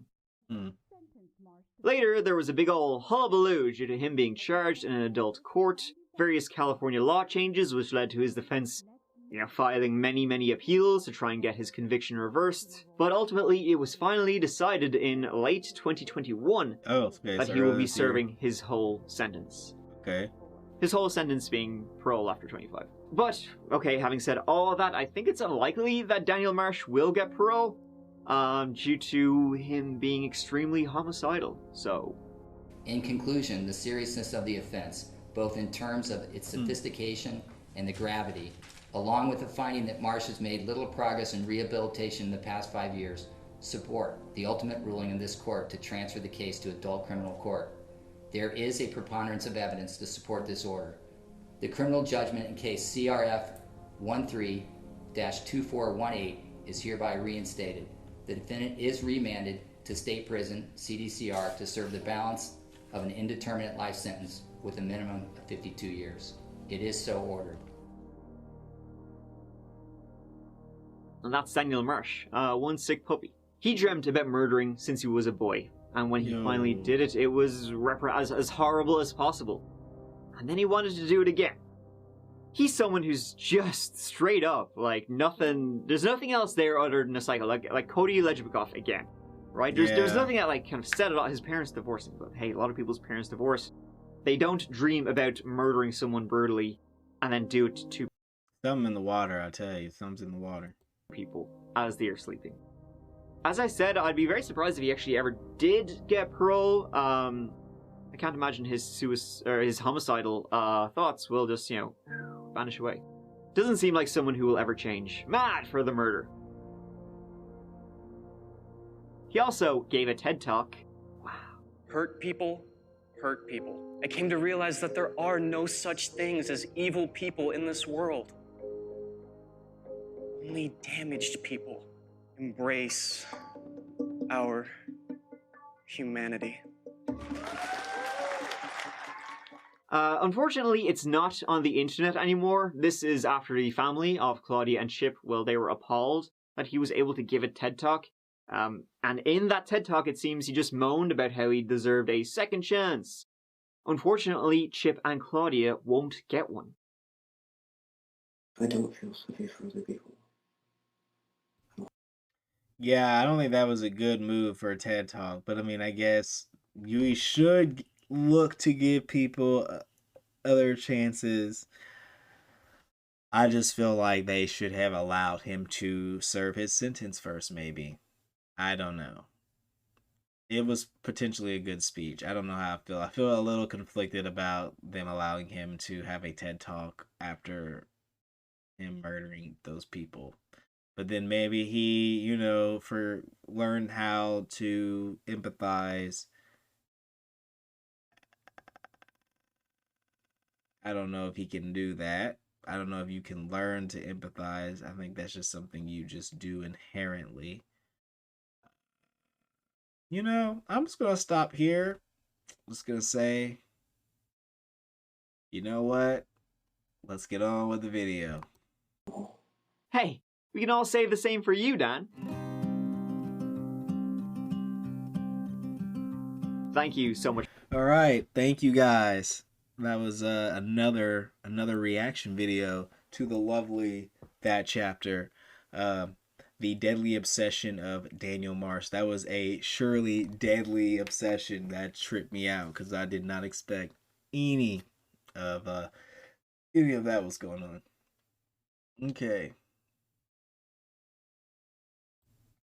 Um. You know.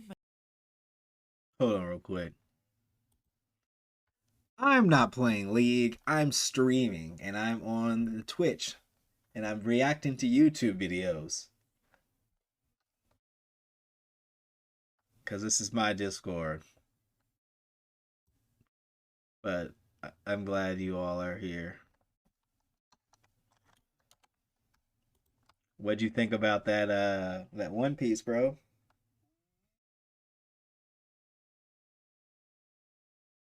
What, do you mind if I put you on stream for a little bit while we talk about it?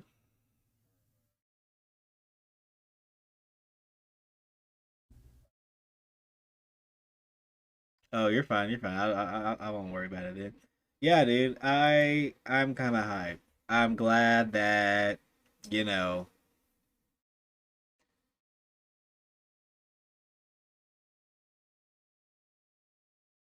Why? Oh, did someone join? Okay. I won't say anything. I'll get back to my YouTube.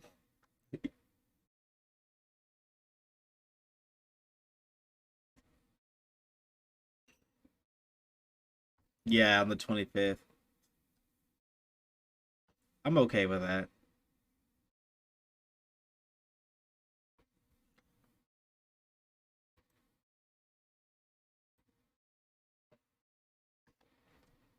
All right, you all. We're gonna watch some.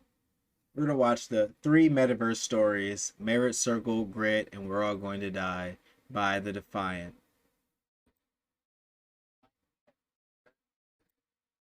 So hey, listen, it's Wednesday. It's time for some spicy stuff, and I was trying to think what would be a good story to cover today, and then this. Yeah, I'm still streaming. Why? That doesn't matter. I mean, I'm about to go get some food, but I'm gonna be streaming for a minute now. I ain't just. Oh, you're muted. That's why I asked if it was okay if I unmuted Discord. I have Discord muted.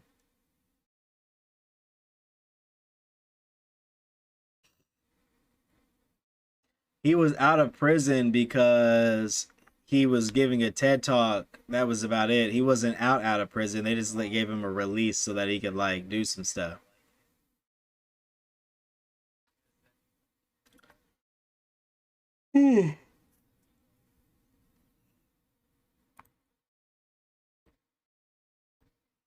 I'm actually gonna take a quick break real quick, get something to drink, and then I'll be back.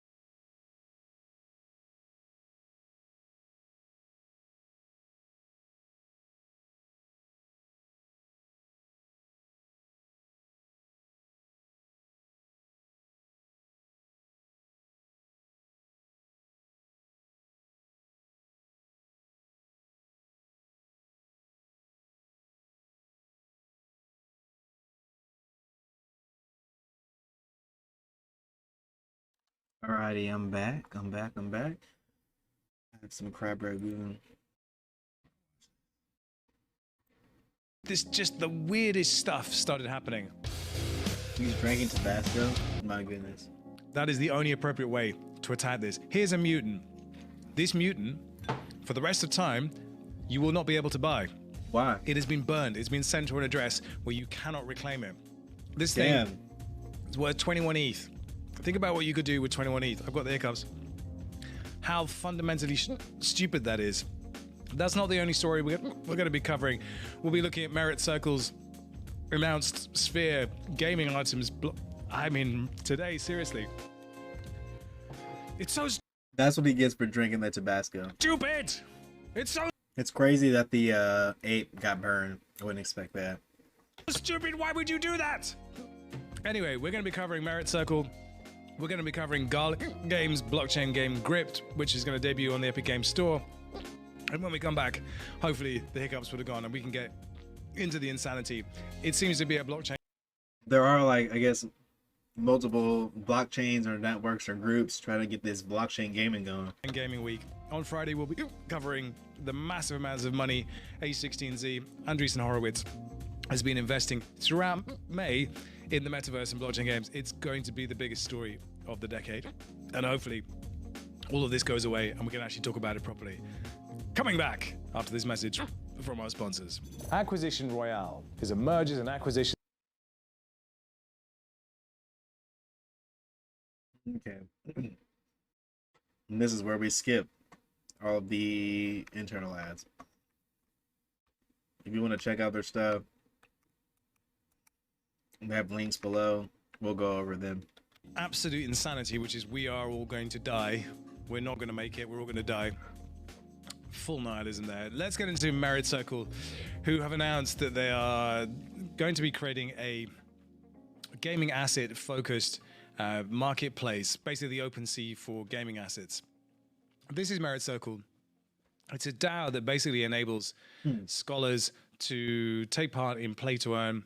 It's just a way of kind of connecting gamers, games themselves, platforms, scholarship opportunities, and everything you need to do to participate in a play to earn economy under one single DAO. Good night. And here's some of the statistics. They've got 3,750 total gamers, new gamers this month, 500. They seem to be doing really well. They're investing in play-to-earn games, basically buying up assets and then making them available to scholars to come and play and be part of a increasing gamer ecosystem. So they're very bullish on play-to-earn, as some are and some aren't. They see plenty of signs indicating it's merely a matter of time until AAA game developers will adopt play-to-earn and NFT mechanisms. So they recently just announced Sphere. So they have the circle, which is this kind of virtuous circle of how gamers, game developers, NFTs, people who buy the NFTs can all participate together in one wholesome economy. Sphere takes that circle, makes it three-dimensional. And this for them is a key piece of Merit Circle's role in what they see as kind of the emerging metaverse, professional gamer or professional kind of gaming potential in the metaverse. So essentially, it's a marketplace for gaming assets. That's basically what it is. The problem is they see it as that OpenSea, given that it's kind of like eBay, you can just get anything you want there, and it's very difficult to find the items that you want because discovery is so terrible on OpenSea. So unless you really know what it is that you want and it has a blue check mark, it can be very difficult to find it. True. So as they say, thanks to the introduction of NFT technology, everything and anything within a game become an asset. So instead of it just being a character that's an NFT, you can have skins. And if you saw our interview with Chris Lee of Artifact, he was talking specifically about how his journey to NFTs came via very successful skins. But simply the weapon, the clothes that an avatar is wearing, even the color of the skin, maybe you have a wrap, all sorts of different things can be accounted for as an NFT. Someone can design it, can earn a very handsome living doing just that. Would you have to add this programmatically into the contract, or would you just be able to use any NFT? But you need a marketplace that can sift through all these items and deliver them up to users in a very focused way. Okay. So there's a couple of different things that they've done here. They paid special attention to areas which are usually boring, e.g. waiting for a transaction to complete, and have turned these into what they should be, moments of joy. Okay. So imagine that. You sign a transaction and it is a moment of joy. When your children are born, it's a moment of joy. When you sign a transaction, a moment of joy. I have no idea what that means. Does it mean that you get a little animation of someone dancing? That would be fun. That would be fun. I would really enjoy that. I do want to know what they mean by that.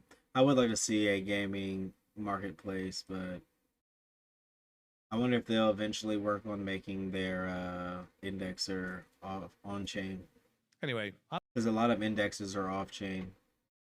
I'm up for whatever they tried to do here, but great. They say existing NFT marketplaces were geared towards PFP projects, generative art, celebrity NFTs, and somewhere amongst all this, the actual gaming assets players wanted to find. Watching from the sidelines, we realized that someone had to step up and take the lead. It was time for a change. I have this internal philosophy of be the one, step up, be counted, take the lead. That is what they've done here. Bravo. So, what else do we see here? We know a gamer cannot get excited about a chromed out, ruby-studded mace without being indulged in the game's ambiance. I mean, what? There's a lot of flowery language in this Medium post, and to be honest... When it comes to blockchain gaming, well, like, pretty much any game that, like, whatever game that blockchain lives on, it's almost like any other game lives in that metaverse, you know? I don't really think that it's that interesting. But here... we get to see a sneak peek of the marketplace itself. So it looks a lot more like a fleshed out version of OpenSea. Here we got something that looks a lot like the Netflix UI. You click through and then you see assets, and now it looks like a lot like the OpenSea UI. I guess if it ain't broke, don't fix it. But it's kind of combining those two things. So the discovery of a game marketplace or a Netflix marketplace, and then a bit more information. It looks actually pretty decent, to be honest. But it remains to be seen how well discovery will work. So something else I wanted to look at was the fees, because obviously OpenSea charges this blanket 2.5% on every transaction, which is just making them so much money if you think about the volume that's gone through OpenSea. And then, of course, creators have to put their own royalty fees on top of that. Okay. So Merit Circle has its own token, MC, which is how they run their own economy. Okay. And they've been trying to figure out how to return some of the value back to a seller. So if you sell, there's a 2.5% fee to the seller that will be charged in ETH. That collected ETH will then be used to buy back MC tokens from the secondary market, and those will then be reimbursed to the seller. So this mechanism will lower the fees for the seller, as 50% of the total fees paid will be reimbursed to the seller in Liquid MC, and it should then create an always-on buyer's market for the MC token itself. But of course, if you're getting free MC tokens, then unless there's something else that you can do with them, then you're probably going to sell them. So you'd have to dig into what else can be done on Merit Circle. But I think there's a few different things that can be done there with the MC tokens, so it isn't completely useless. So that's Merit Circle and Sphere, a gaming-focused NFT marketplace, and I'm sure we're going to see more of. So, I mean, that's a pretty cool concept. Like, what does it do? You list your NFTs here, or they get sold, then you get free MC, like free money. I mean, I wonder if they'll like allow you to use MC inside the game, or as like the currency for the DAO. Of these, one dedicated to fashion, one dedicated to music. It makes a lot of sense to have those verticals collected together in a more of a curated experience, and maybe that you would have that built into OpenSea, so you could simply filter out NFTs that you're not interested in and get a much better curated experience depending on what you want. I don't know. I'm imagining some smart people are working on that. Yeah. Next big news, Gala Games, the blockchain game company, says it's going to publish its games on the Epic Games Store, starting with Grit. And here we have Grit on the Epic Games Store. Any of y'all going to get Grit? Why that's a big deal is... Looks pretty cool. Well, I mean, do the math. There are millions and millions and millions. I think the exact number is like 194 million users on the Epic Games Store. 194 million. That'd be really good. So obviously not all of them are going to be interested in this. You still have to make a good game, but simply the fact that they can get it in front of this many people, well, that's quite a big deal. So here it is here. It's a multiplayer, co-op, single-player kind of battle royale shooter with lots of different types of gameplay modes. And of course, NFTs are built into it. Now, if you're an NFT gaming skeptic, then maybe you won't care.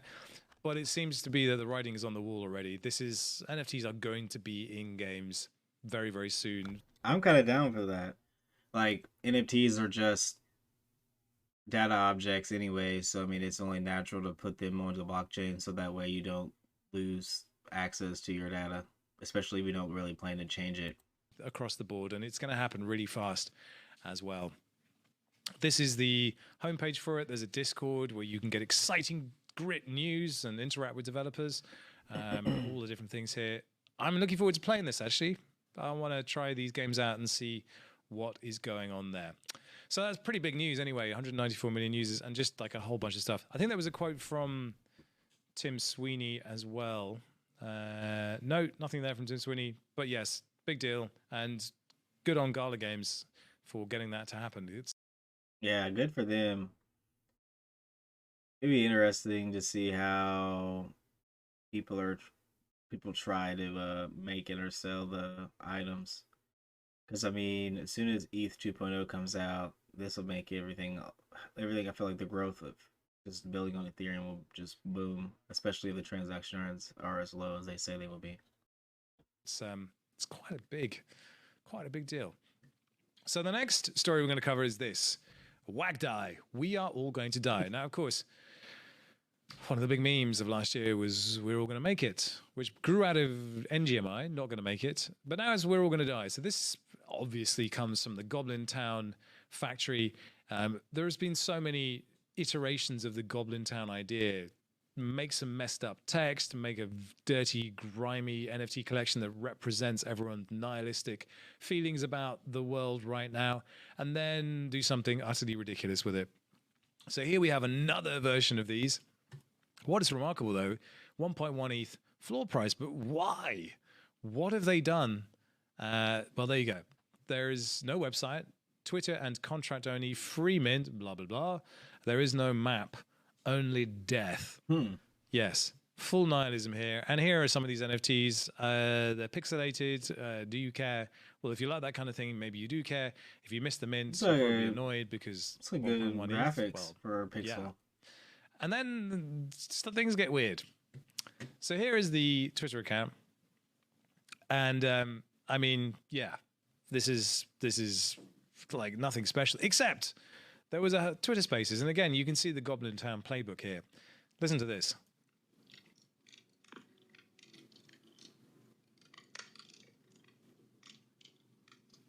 $8,000 people tuned in to this Twitter Space.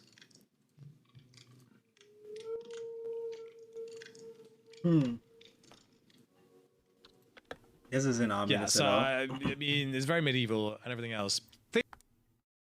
I really like what some of these like PFP products are doing. Like they are at least trying to do something fun, but I don't know. Things just got really weird though, because we were looking at that ape. So here's a mutant ape. If we go down and have a look at the sales and transfer history of this. Wait. Wagdie spent 21 ETH for the mutant ape and then burned it. What the heck? What were they doing? Ape.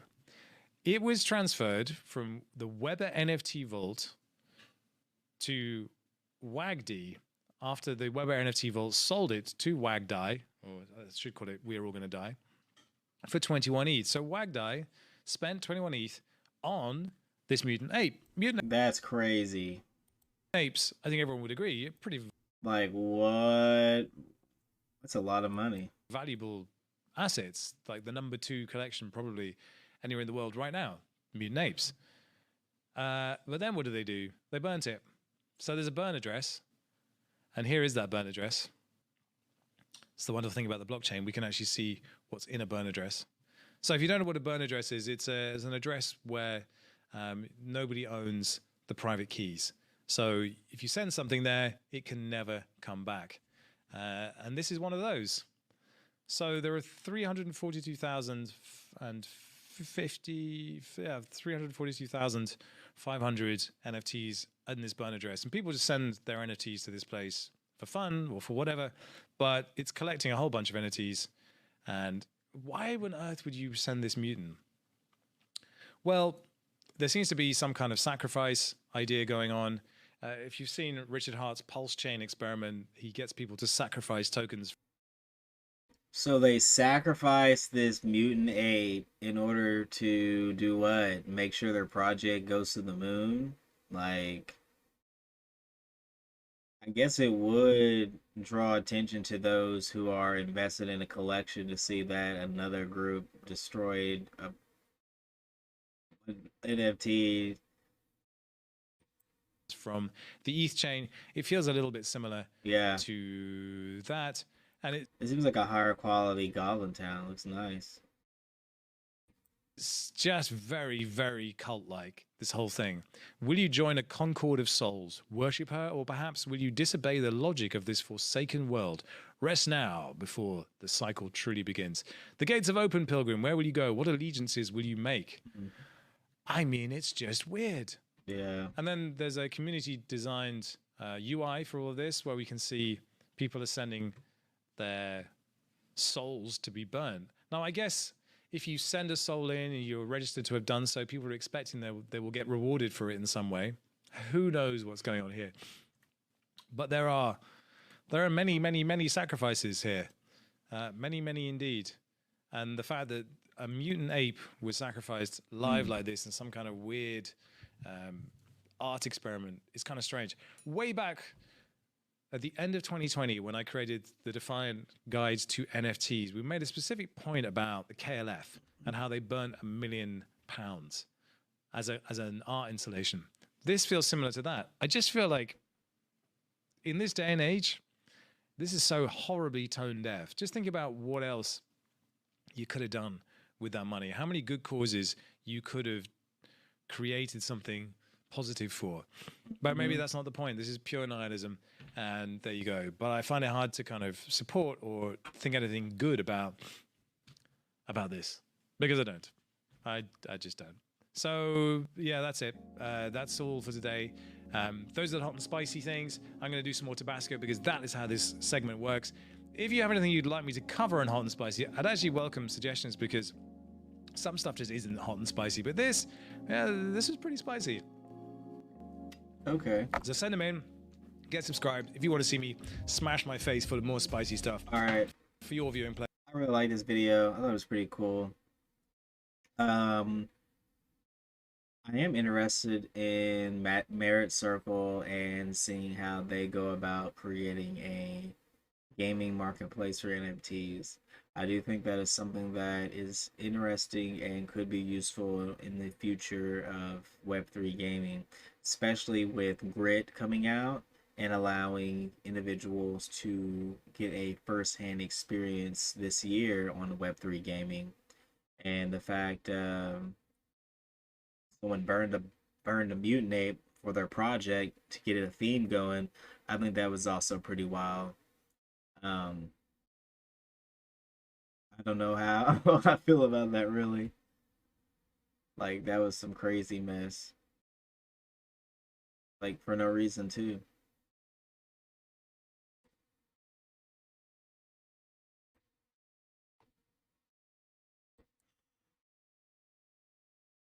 Alright, you all. We are going to begin another video watching Food Theory, fixing TikTok's failed Pringles mashed potatoes. So let's see how this goes. Also, make sure to give this man a like and subscribe. Once you pop. These are harder to get off than you think. Right? Okay, let's try to get ready. Wait, they're having a hard time getting the Pringles off, man? Come on, dog. Come on, big dog. Come on, big dog. Ready? Wait, okay, wait. Okay, ready? I'm going to pop it off. Once you pop. One more time.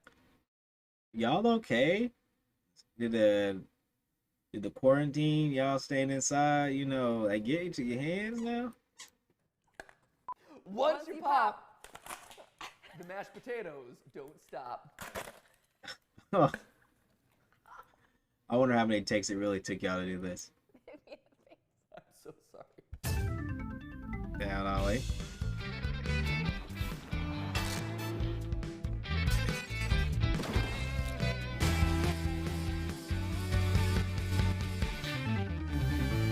Mashed potatoes! They're a thing that exists. Are they really trying to make mashed potatoes from the Pringles? Like, I can't believe this. It's a food group. Let's start at the beginning, shall we? Hello, Internet! Welcome to Food Theory, where today we're covering my second favorite food and my first favorite way of consuming potato, mashed. Wait, you don't like fries better? No, better than mashed potato? Scalloped? Scalloped. Au gratin? Oh, au gratin. More like, I'll get out of here. Mashed potatoes are pretty fire. I really like baked potatoes, so. Mashed potato. More like all grown tall. Matthew, for some reason, prefers the flake instead of the real. He's over here talking about how he likes mashed potatoes better than fries. Boy, you like fake food better than fries. That's not even mashed potatoes, dog. That's Real potato. They are real potato. No, they're not. They're just dehydrated potato flakes. Listen, has a potato ever made this sound? No. Here, put it right next to your mic. Look at this. This shaking, crinkling Never. I don't believe you. sound. Don't believe you. Potato should be making that sound. I agree. Here's the deal, friends. Thanksgiving dinner is the best meal of the year, in my opinion. Turkey, top tier food. Mashed potatoes, second tier food. Combine them together, best food. It's like the best Dragon Ball Z fusion ever. Or no. I guess for all you hip kids, it's like a Steven Universe gem fusion happening. See? I'm fusion. I'm up with the relevant times, except that's a show that ended like 5 years ago. That one's been gone a while. Yeah, I'm just bro. getting caught up with it, okay, Stephanie? Takes me some time to watch. Start making some amphibia references, and then we'll be talking. I'm on episode 3. Thank you very much. That This guy right here. also just ended. So anyway, we're here today to make some mashed potatoes. Yes. Yeah, you need to make some taters right here. Let me see how you make them at these Pringles now. Why are we talking about Thanksgiving and mashed potatoes when it's nowhere close to any of that? Well, recently over on TikTok, a monstrosity of a food hack has started to appear in which they take Pringles and turn them into mashed potatoes. That doesn't even sound good. On the surface, that seems like an insane concept, but when you dig down deeper, it makes some level of sense.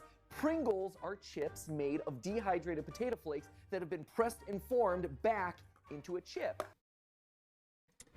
So, Pringles is just the Idahoan flakes pressed down into a chip. Nah, that ain't me, boss. I don't know how I feel about all that. Give me some real potato chips, bro. Kinda like this sort of stuff that you're getting out of the bag. Yep. In fact, they add the same first ingredient in both cases. So our little potato flakies, first ingredient is dried potatoes. And then also, if you look at Pringles, first ingredient, dried potatoes. Oh, man, that's probably why I don't like Pringles. That's kind of the question here. Is this actually viable the way they show it on the TikTok? Is there a better way of doing it? And Probably. then, once we've proven all of that, can we do it with other chips? So today we're going to determine whether or not Pringles' new motto should be, once you pop, the mashed potatoes don't stop. Yikes, that's pretty bad. Was Yeah. it? Well, I really hope that you can't do this with other potatoes. That'd be kind of wild. not as bad as the mashed potatoes are going to turn out, tell you what. Heyo! Yeah, up top, TikTok food hacks are garbage. Indeed they are, live action Mad Pat. Indeed they are. But before we transitioned over to experiment mode in order to start wrecking our stomachs, Steph and I first had to settle one important debate. Mashed potato. Mashed potato. Isn't that a dance from the 50s? You do the mashed potato, yes. You do the what is that? Is it? What's the mashed potato? You doing a funky chicken? No. There's you do something with your leg too. I think it's like a... Right. It's kind of a knees out, knees in. They They got too much time on their hands. I do like it. I like the gear they got on. You can't see any of this. It's just, we're just behind a counter wiggling. It's like this. Work that core. It's like no this. feet on the live stream. Those are nice socks. Where do you get those? No What are feet those on the- Star Wars socks? Speaking He of got in quality trouble. socks, we can also speak about my quality merchandise that I'm wearing right now, available right below this video in the description. It's brand new Theorist merchandise, ladies and gentlemen. It's great. This merch is so good. This What merch is it? is so good that you'll be at a loss for words. See, Uh-oh. this is why the episodes are scripted in advance and done in VO. We've got everything yeah, I from bet. soft and stretchy joggers that are perfect for when you're on the go or just lounging on the couch. We've got track jackets to keep you. I love your gear. I ain't trying to buy none. Not right now, at least. That's the loudest I think you've ever gotten in any shoot ever. And once you grab some, I encourage Oh, no, come on. Disney or Computer just click hack was a spud There we or go. a dud. Since I wanted this to be a proper experiment, we needed a control group. So we whipped up some regular mashed potatoes to see what our Pringle goo should taste like. Side note, while doing research for the episode, I came across a bunch of random sites that were claiming that instant mashed potatoes are banned within the European Union. Which Wait, seemed like a instant wild mashed food potatoes myth are that's banned? just demonstrably false. Good. There are French brands of instant mashed potatoes along with French television commercials advertising them. Confused, I started to dig deeper and I was shocked to learn that many brands of American instant mashed potatoes are indeed banned over in Europe, largely because they use a specific preservative named butylated hydroxyanisole, or BHA. Yeah, It's I ain't used in eating a none lot of that. packaged food to help them keep fresh, which Yeah. is good, but it also tends to cause cancer in lab-tested rats, which is All less right, good, obviously. America, that's why we're Scientists using haven't it, proven huh? definitively that it's a human carcinogen, but many anticipate. Now, just because it kills rats don't mean it kills humans. Nah, man, that's the first thing you should know. Not to eat it, bro. Don't eat it. If it kills anything, don't So eat hey, it. even if the mashed potato Pringles don't taste as good as my favorite flakes, this at least they looks don't cause gross. cancer. Yay! Anyway, with the basic mash out of the way, it was time to move on to the TikTok recipe. Originally created by Dirkboy 2.0, the steps were pretty easy to follow. You take a can of Pringles, pop it open, and literally dump it in. It looks gross. Now that is a recipe that I can get behind. No mashing, no stirring, no nothing. That It is just kind of dissolve gross. into a puddly mess with the texture of grits or oatmeal. Don't you dare put this in the same category as grits. This is not even anything. That's so gross. Grits are amazing. They are. Porridge, Grits are amazing. I like all those things. Stop that. Stop. I Well- like hot cereal. I'm 75 on the inside. Guess what? You're Oh, lady, it's okay. It's good. gonna like this too, Steph. No. What are we always telling Ollie about trying new foods, Steph? You gotta try new foods because they might taste good. Thanks, Daniel Tiger. You gotta try Pringles soaked in boiling water and rehydrated in order to make mashed potatoes because it might taste good. No, it will never taste good. This is a horrible idea. They should have never allowed this to happen. Go in with an open mind, my friends. No, there's nothing having an open mind will fix with this recipe. But despite my best efforts, I was about to learn that there's only so far a positive mental attitude can take you. We now strain. Oh, no. Oh!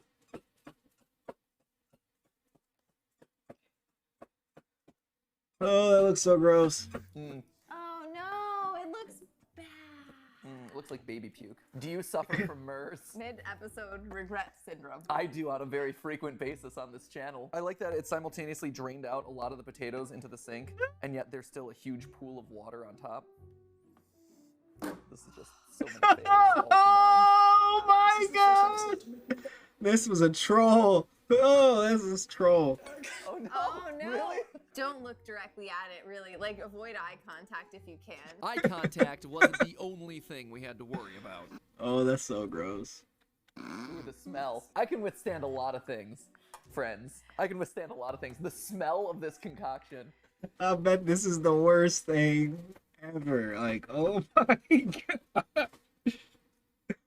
Oh man, this is so gross. Oh, and it's hot. So you can just smell it in the air. Oh. See if applesauce has the Oh smell my of rancid gosh. flesh. As you can imagine, if it looked and smelled as good as this, we were really excited about the prospect of putting it in our mouths. Oh boy, I hope you're hungry because we've got some potato. Oh, we gotta eat it. Oh no! Why? Potatoes for you. It jiggles like pudding or jello. It Well, that's not what mashed potatoes is supposed to sound is not what a mashed potato should do. You're not. I agree. Implying that TikTok would give me a bad recipe. Kids, this is why you don't believe everything on the internet.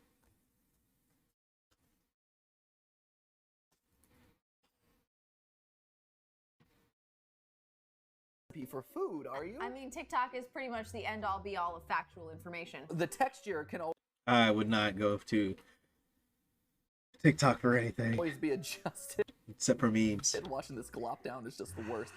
We hadn't even tasted the Pringles mush and we already wanted a palate cleanser. But there was no preventing the inevitable. We had to take a bite for science.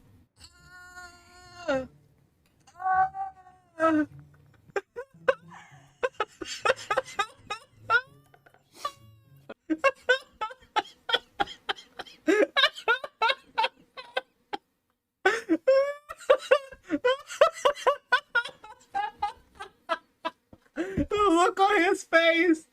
Oh my gosh. Oh my goodness. Oh my goodness. Oh.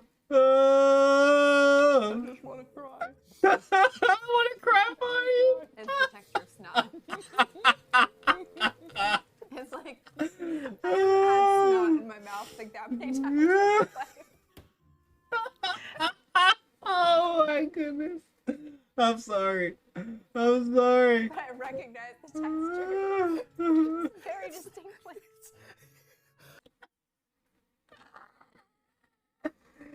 Oh. Oh.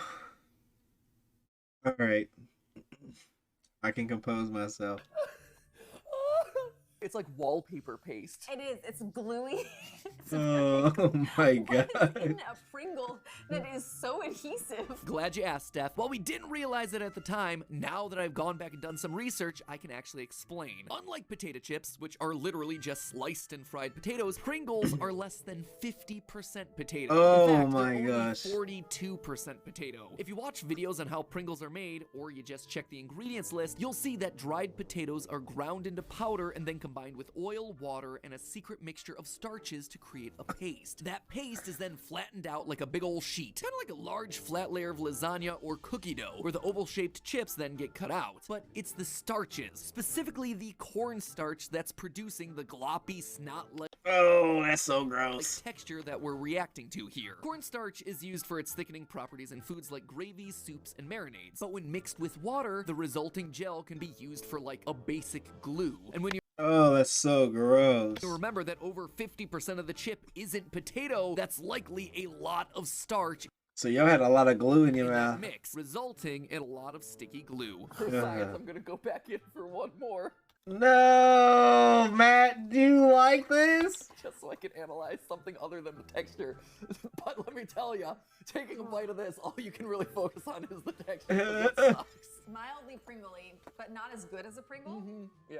I'm glad he's doing this for us all, because ain't no way I'd be able to make this happen, boy. It's like wet, slightly salty cardboard is the flavor that I'm going with.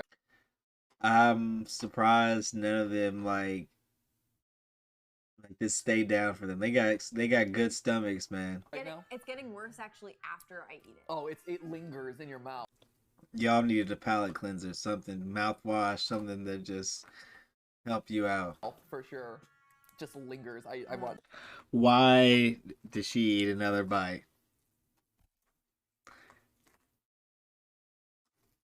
Y'all liking this now?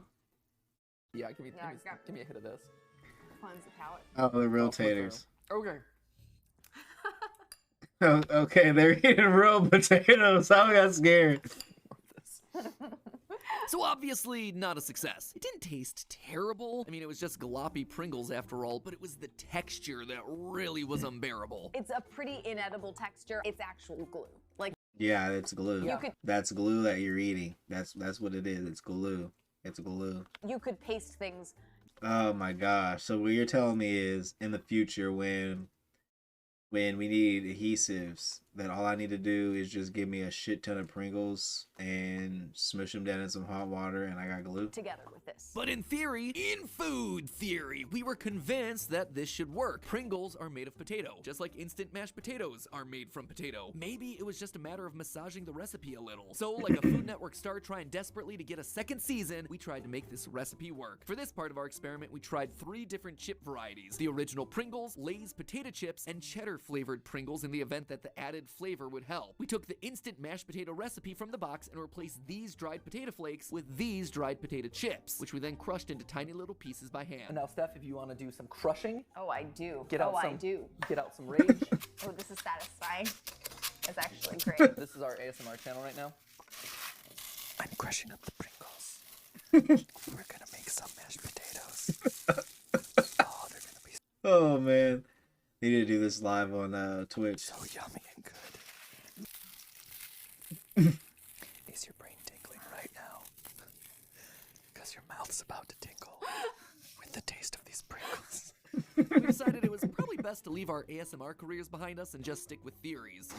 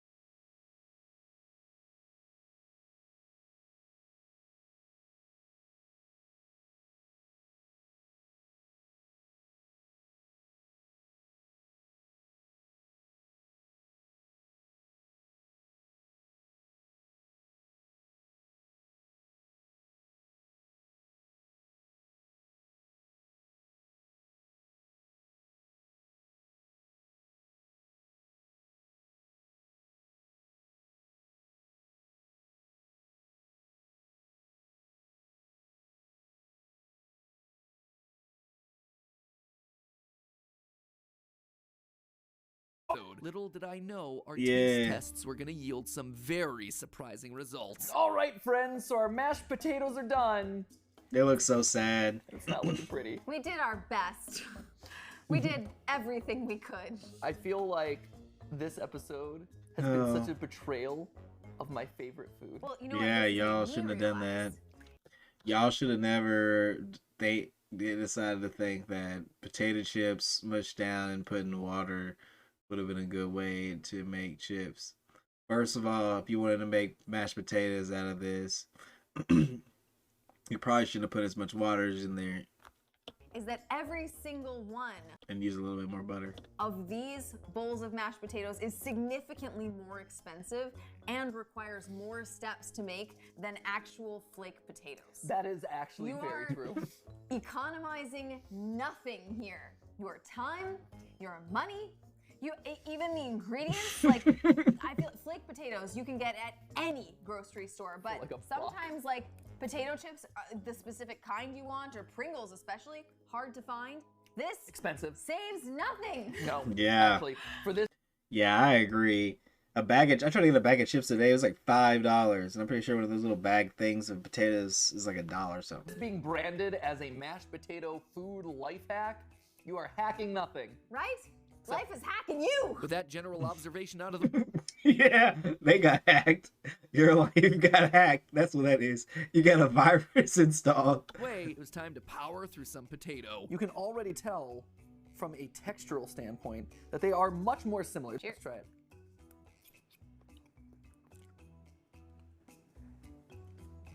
So sad. Look at these faces, man. Look, I'm sorry, Stephanie, but man, you don't look like you like that at all. It's like if the first round was like eating glue, this is like eating glue if it like is half dried. If you let it sit in your mouth for too long, your mouth is gonna like stay shut. You know you know what I will say though? The taste is better. This has just made me realize how I guess, like the flavor of Pringles. I don't know. I thought I liked Pringles. No one likes Pringles. The flavor of Pringles distilled into this. It just has this cardboardy flavor to it. It's not actually that great, honestly. That doesn't work outside of chip form, and I don't know why it doesn't work. Pause right there. You do know. Remember what we mentioned earlier, Pringles having less than 50% potato in them? So here, I'm just getting a lot more flavor from the additives and oils. It's a fiber and starchy flavor, not an actual potato flavor. Traditional potato flakes, by contrast, don't have this issue because they've already been cooked. That process is breaking down a lot of the natural starches that are in the potato, and there isn't additional cornstarch or wheat starch that's been mixed in, resulting in less gluey textures and less nasty flavors, which is something that we were about to... Yeah, because pretty much if you use just the potato flakes, you're getting the chip without the additives, versus the chip broke down as the potato flakes with everything else already in it, then just reduced back down. To learn with test number 2, the Lay's potato chips. Let's eat a Lay's potato chip in mushy form, shall we? What's better than a potato chip, a mushy potato chip? You know what? This tastes like potatoes au gratin.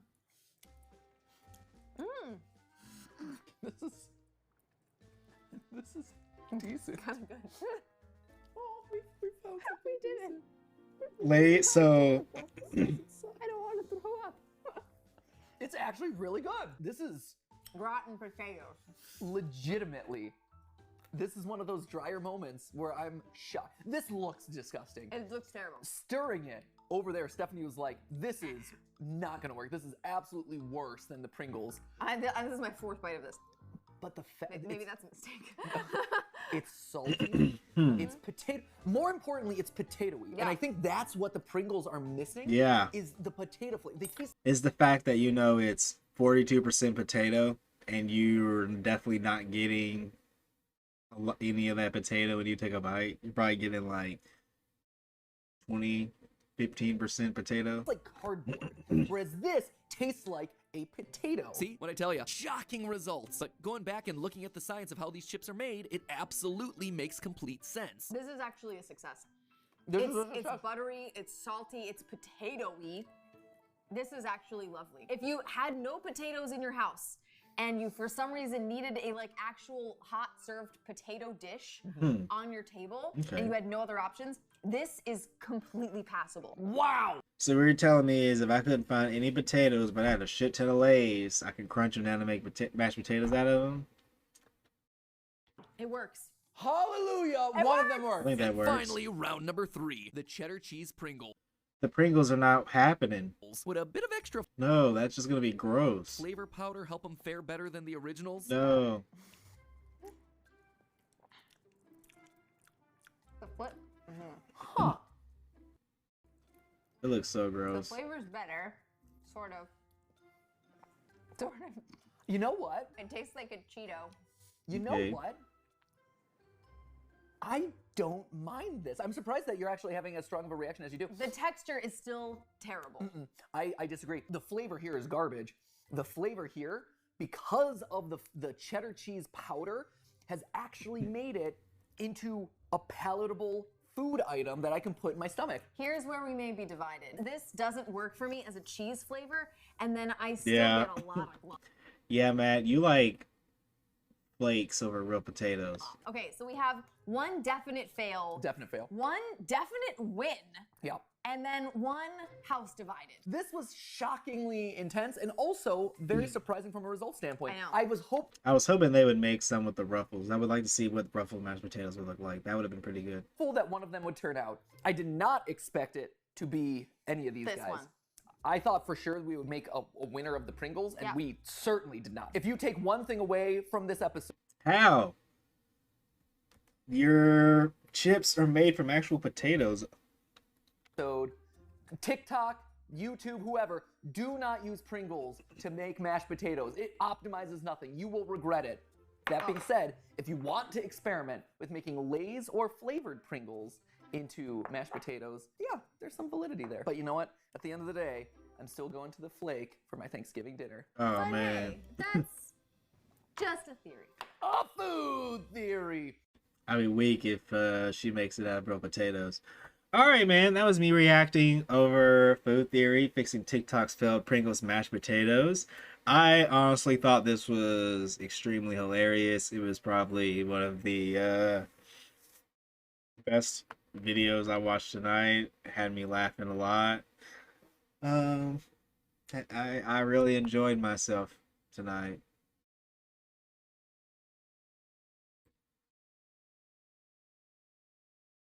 But with that, I think I'm going to watch the Binance Under the Spotlight. I might watch this. GM. When the bear market bites, the knives come out. And it's been telling how much savage critique we've witnessed right across the board. From VCs being flogged for selling assets at the bottom, to influencers being outed for all the wrongdoings they may or may not have talked about on Telegram. Beware. Nate Chastain arrested and charged with wire fraud and money laundering. And you know what? Nobody believes this will be the end of it. But yeah, there's probably going to be a lot of people getting caught up in the crypto sphere. Binance took the biggest hit this week as news broke of an investigation into whether the BNB token broke securities rules when it launched via ICO back in 2017. And this on top of a scolding Reuters expose, another SEC probe over trading affiliates, and another investigation by the CFTC into whether US residents circumvented restrictions to trade on the platform. It's been a pretty rough time for Binance, despite being, as they say, incredibly excited about their partnership with Canadian high-voiced platinum music smith, The Weeknd. The Weeknd. How's it pronounced? The Weeknd, right. Yeah, well, whatever. But they came back swinging. I guess they couldn't use the actual weekend due to it being trademarked by the weekend. With a defiant blog post responding to that Reuters report. All the details coming up after this. Earn up to $2,500 in NFT rewards. All right, let's skip this past. I love you, Defiant.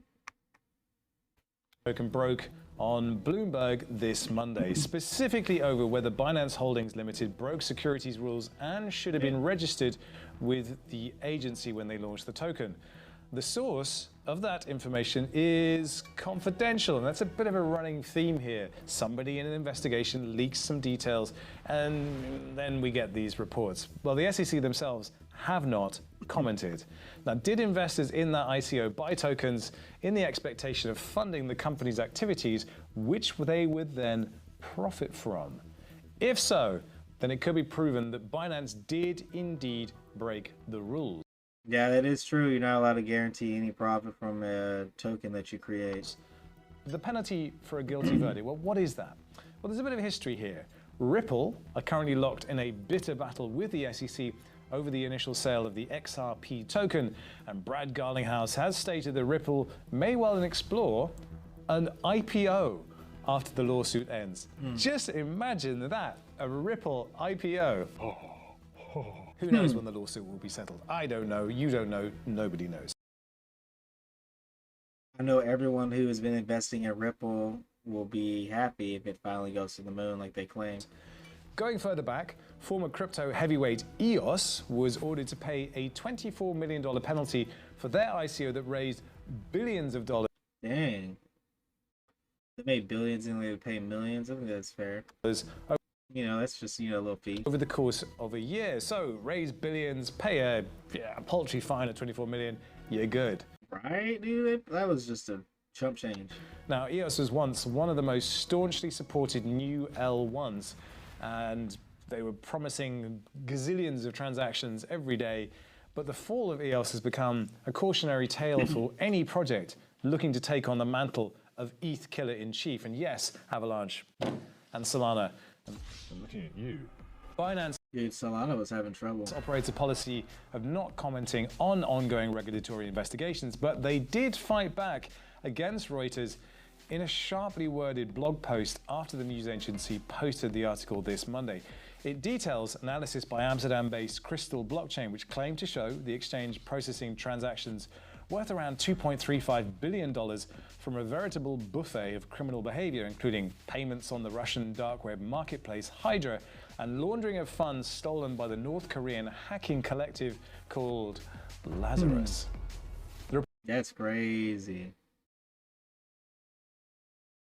The report is long and it pulls no punches. Much of it relates to alleged money laundering connected That would be Binance.com because they're overseas. To Russian accounts, which, given the current environment, led additional color to the report. It was written by Angus Berwick and Tom Wilson, investigative reporters at Thomson Reuters.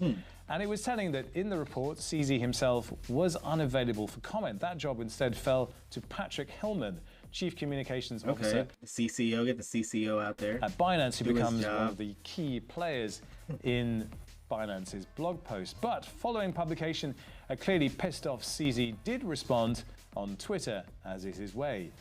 Build debunks FUD. Note that he says build, not biddle. Thank God that's gone away.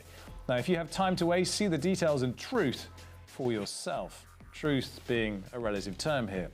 The blog is entitled The Crypto Money Laundering Myth and the Machine Working Overtime to Sell a False Narrative. Let's go. Debunk them now. And it doubles down on a previous blog where they debunk the supposed heavy hand of crypto in global money laundering. But the language in the blog is it's kind of weird. What do you mean it's kind of weird? He's over here talking in circles, running around in merry-go-rounds. We see the word sadly appear twice in 2 consecutive paragraphs. Then there's the phrase breathless pearl clutching. Then it accuses the Reuters story of being rife with falsehoods, massive leaps to conclusions, and relying on poor data. This is the classic Trumpian fake news defense, and it is worth taking with a pinch of salt. However, what they do is publish the complete chain of communications with Reuters, all of the emails, preferring to let this make their case for them. I.e. that far from being unhelpful, they did indeed offer to cooperate, but only under agreed terms, first with a background conversation, followed up with on-the-record written statements, if required, which the journalist at Reuters refused, because it would be unethical. However you look at it, Binance's future, whichever way they choose to spin it, will require them to play nice with regulators. Any crypto project that scaled as fast as they did, undoubtedly, had to have danced pretty close to the line in terms of what is and isn't deemed correct. True, they did move a little fast, but the thing is, we're seemingly no closer to figuring out what that framework even is yet. So we can expect to see far more of these kinds of headlines. Bear markets are always accompanied by critical pylons and sharpening of knives. So far, so normal. So that's it for your rescheduled again quick take this week. I hope you're surviving the drawdown. Until then, God, that feels good. I like this. This was a pretty good update. All right, I think for the most part, I think I'm done with watching Birdios.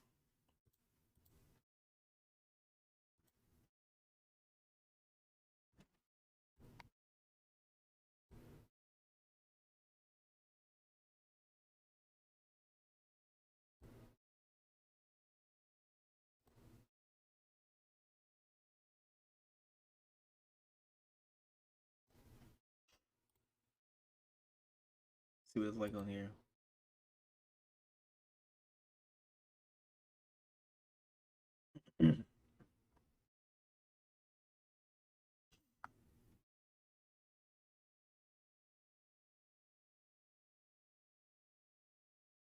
I want to see what it's like in difference.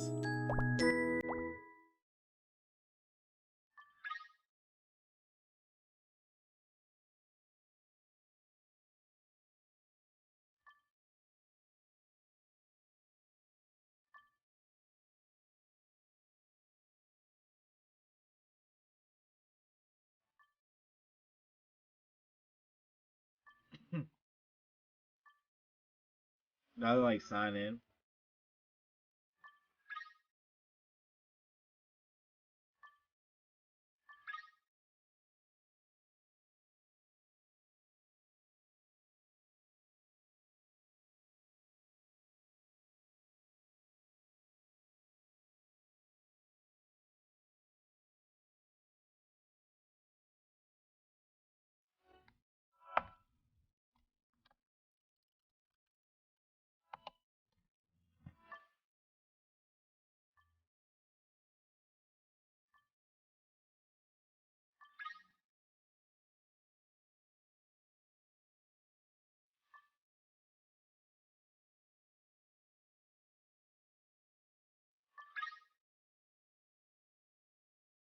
You saying I gotta log in on my iPad before I do this?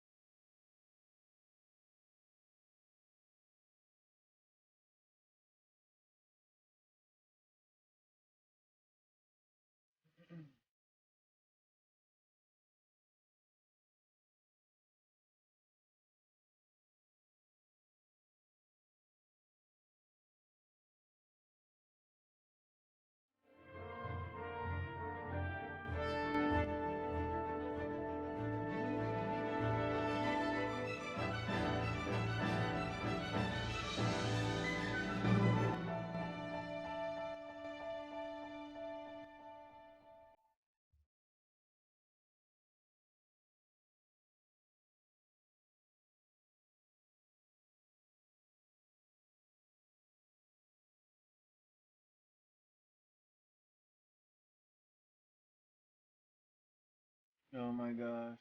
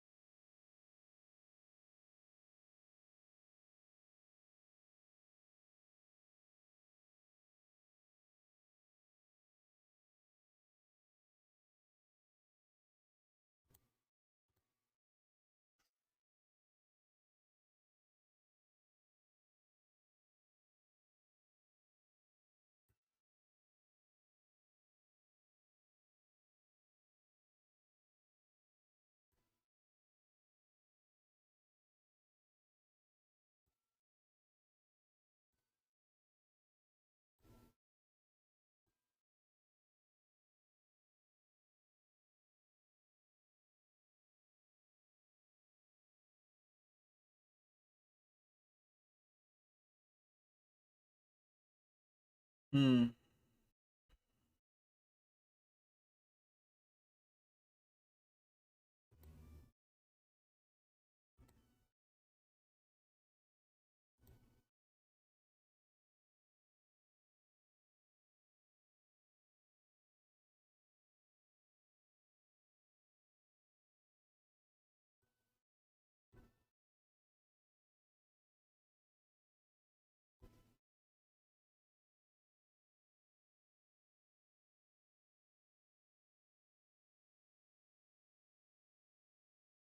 Hmm.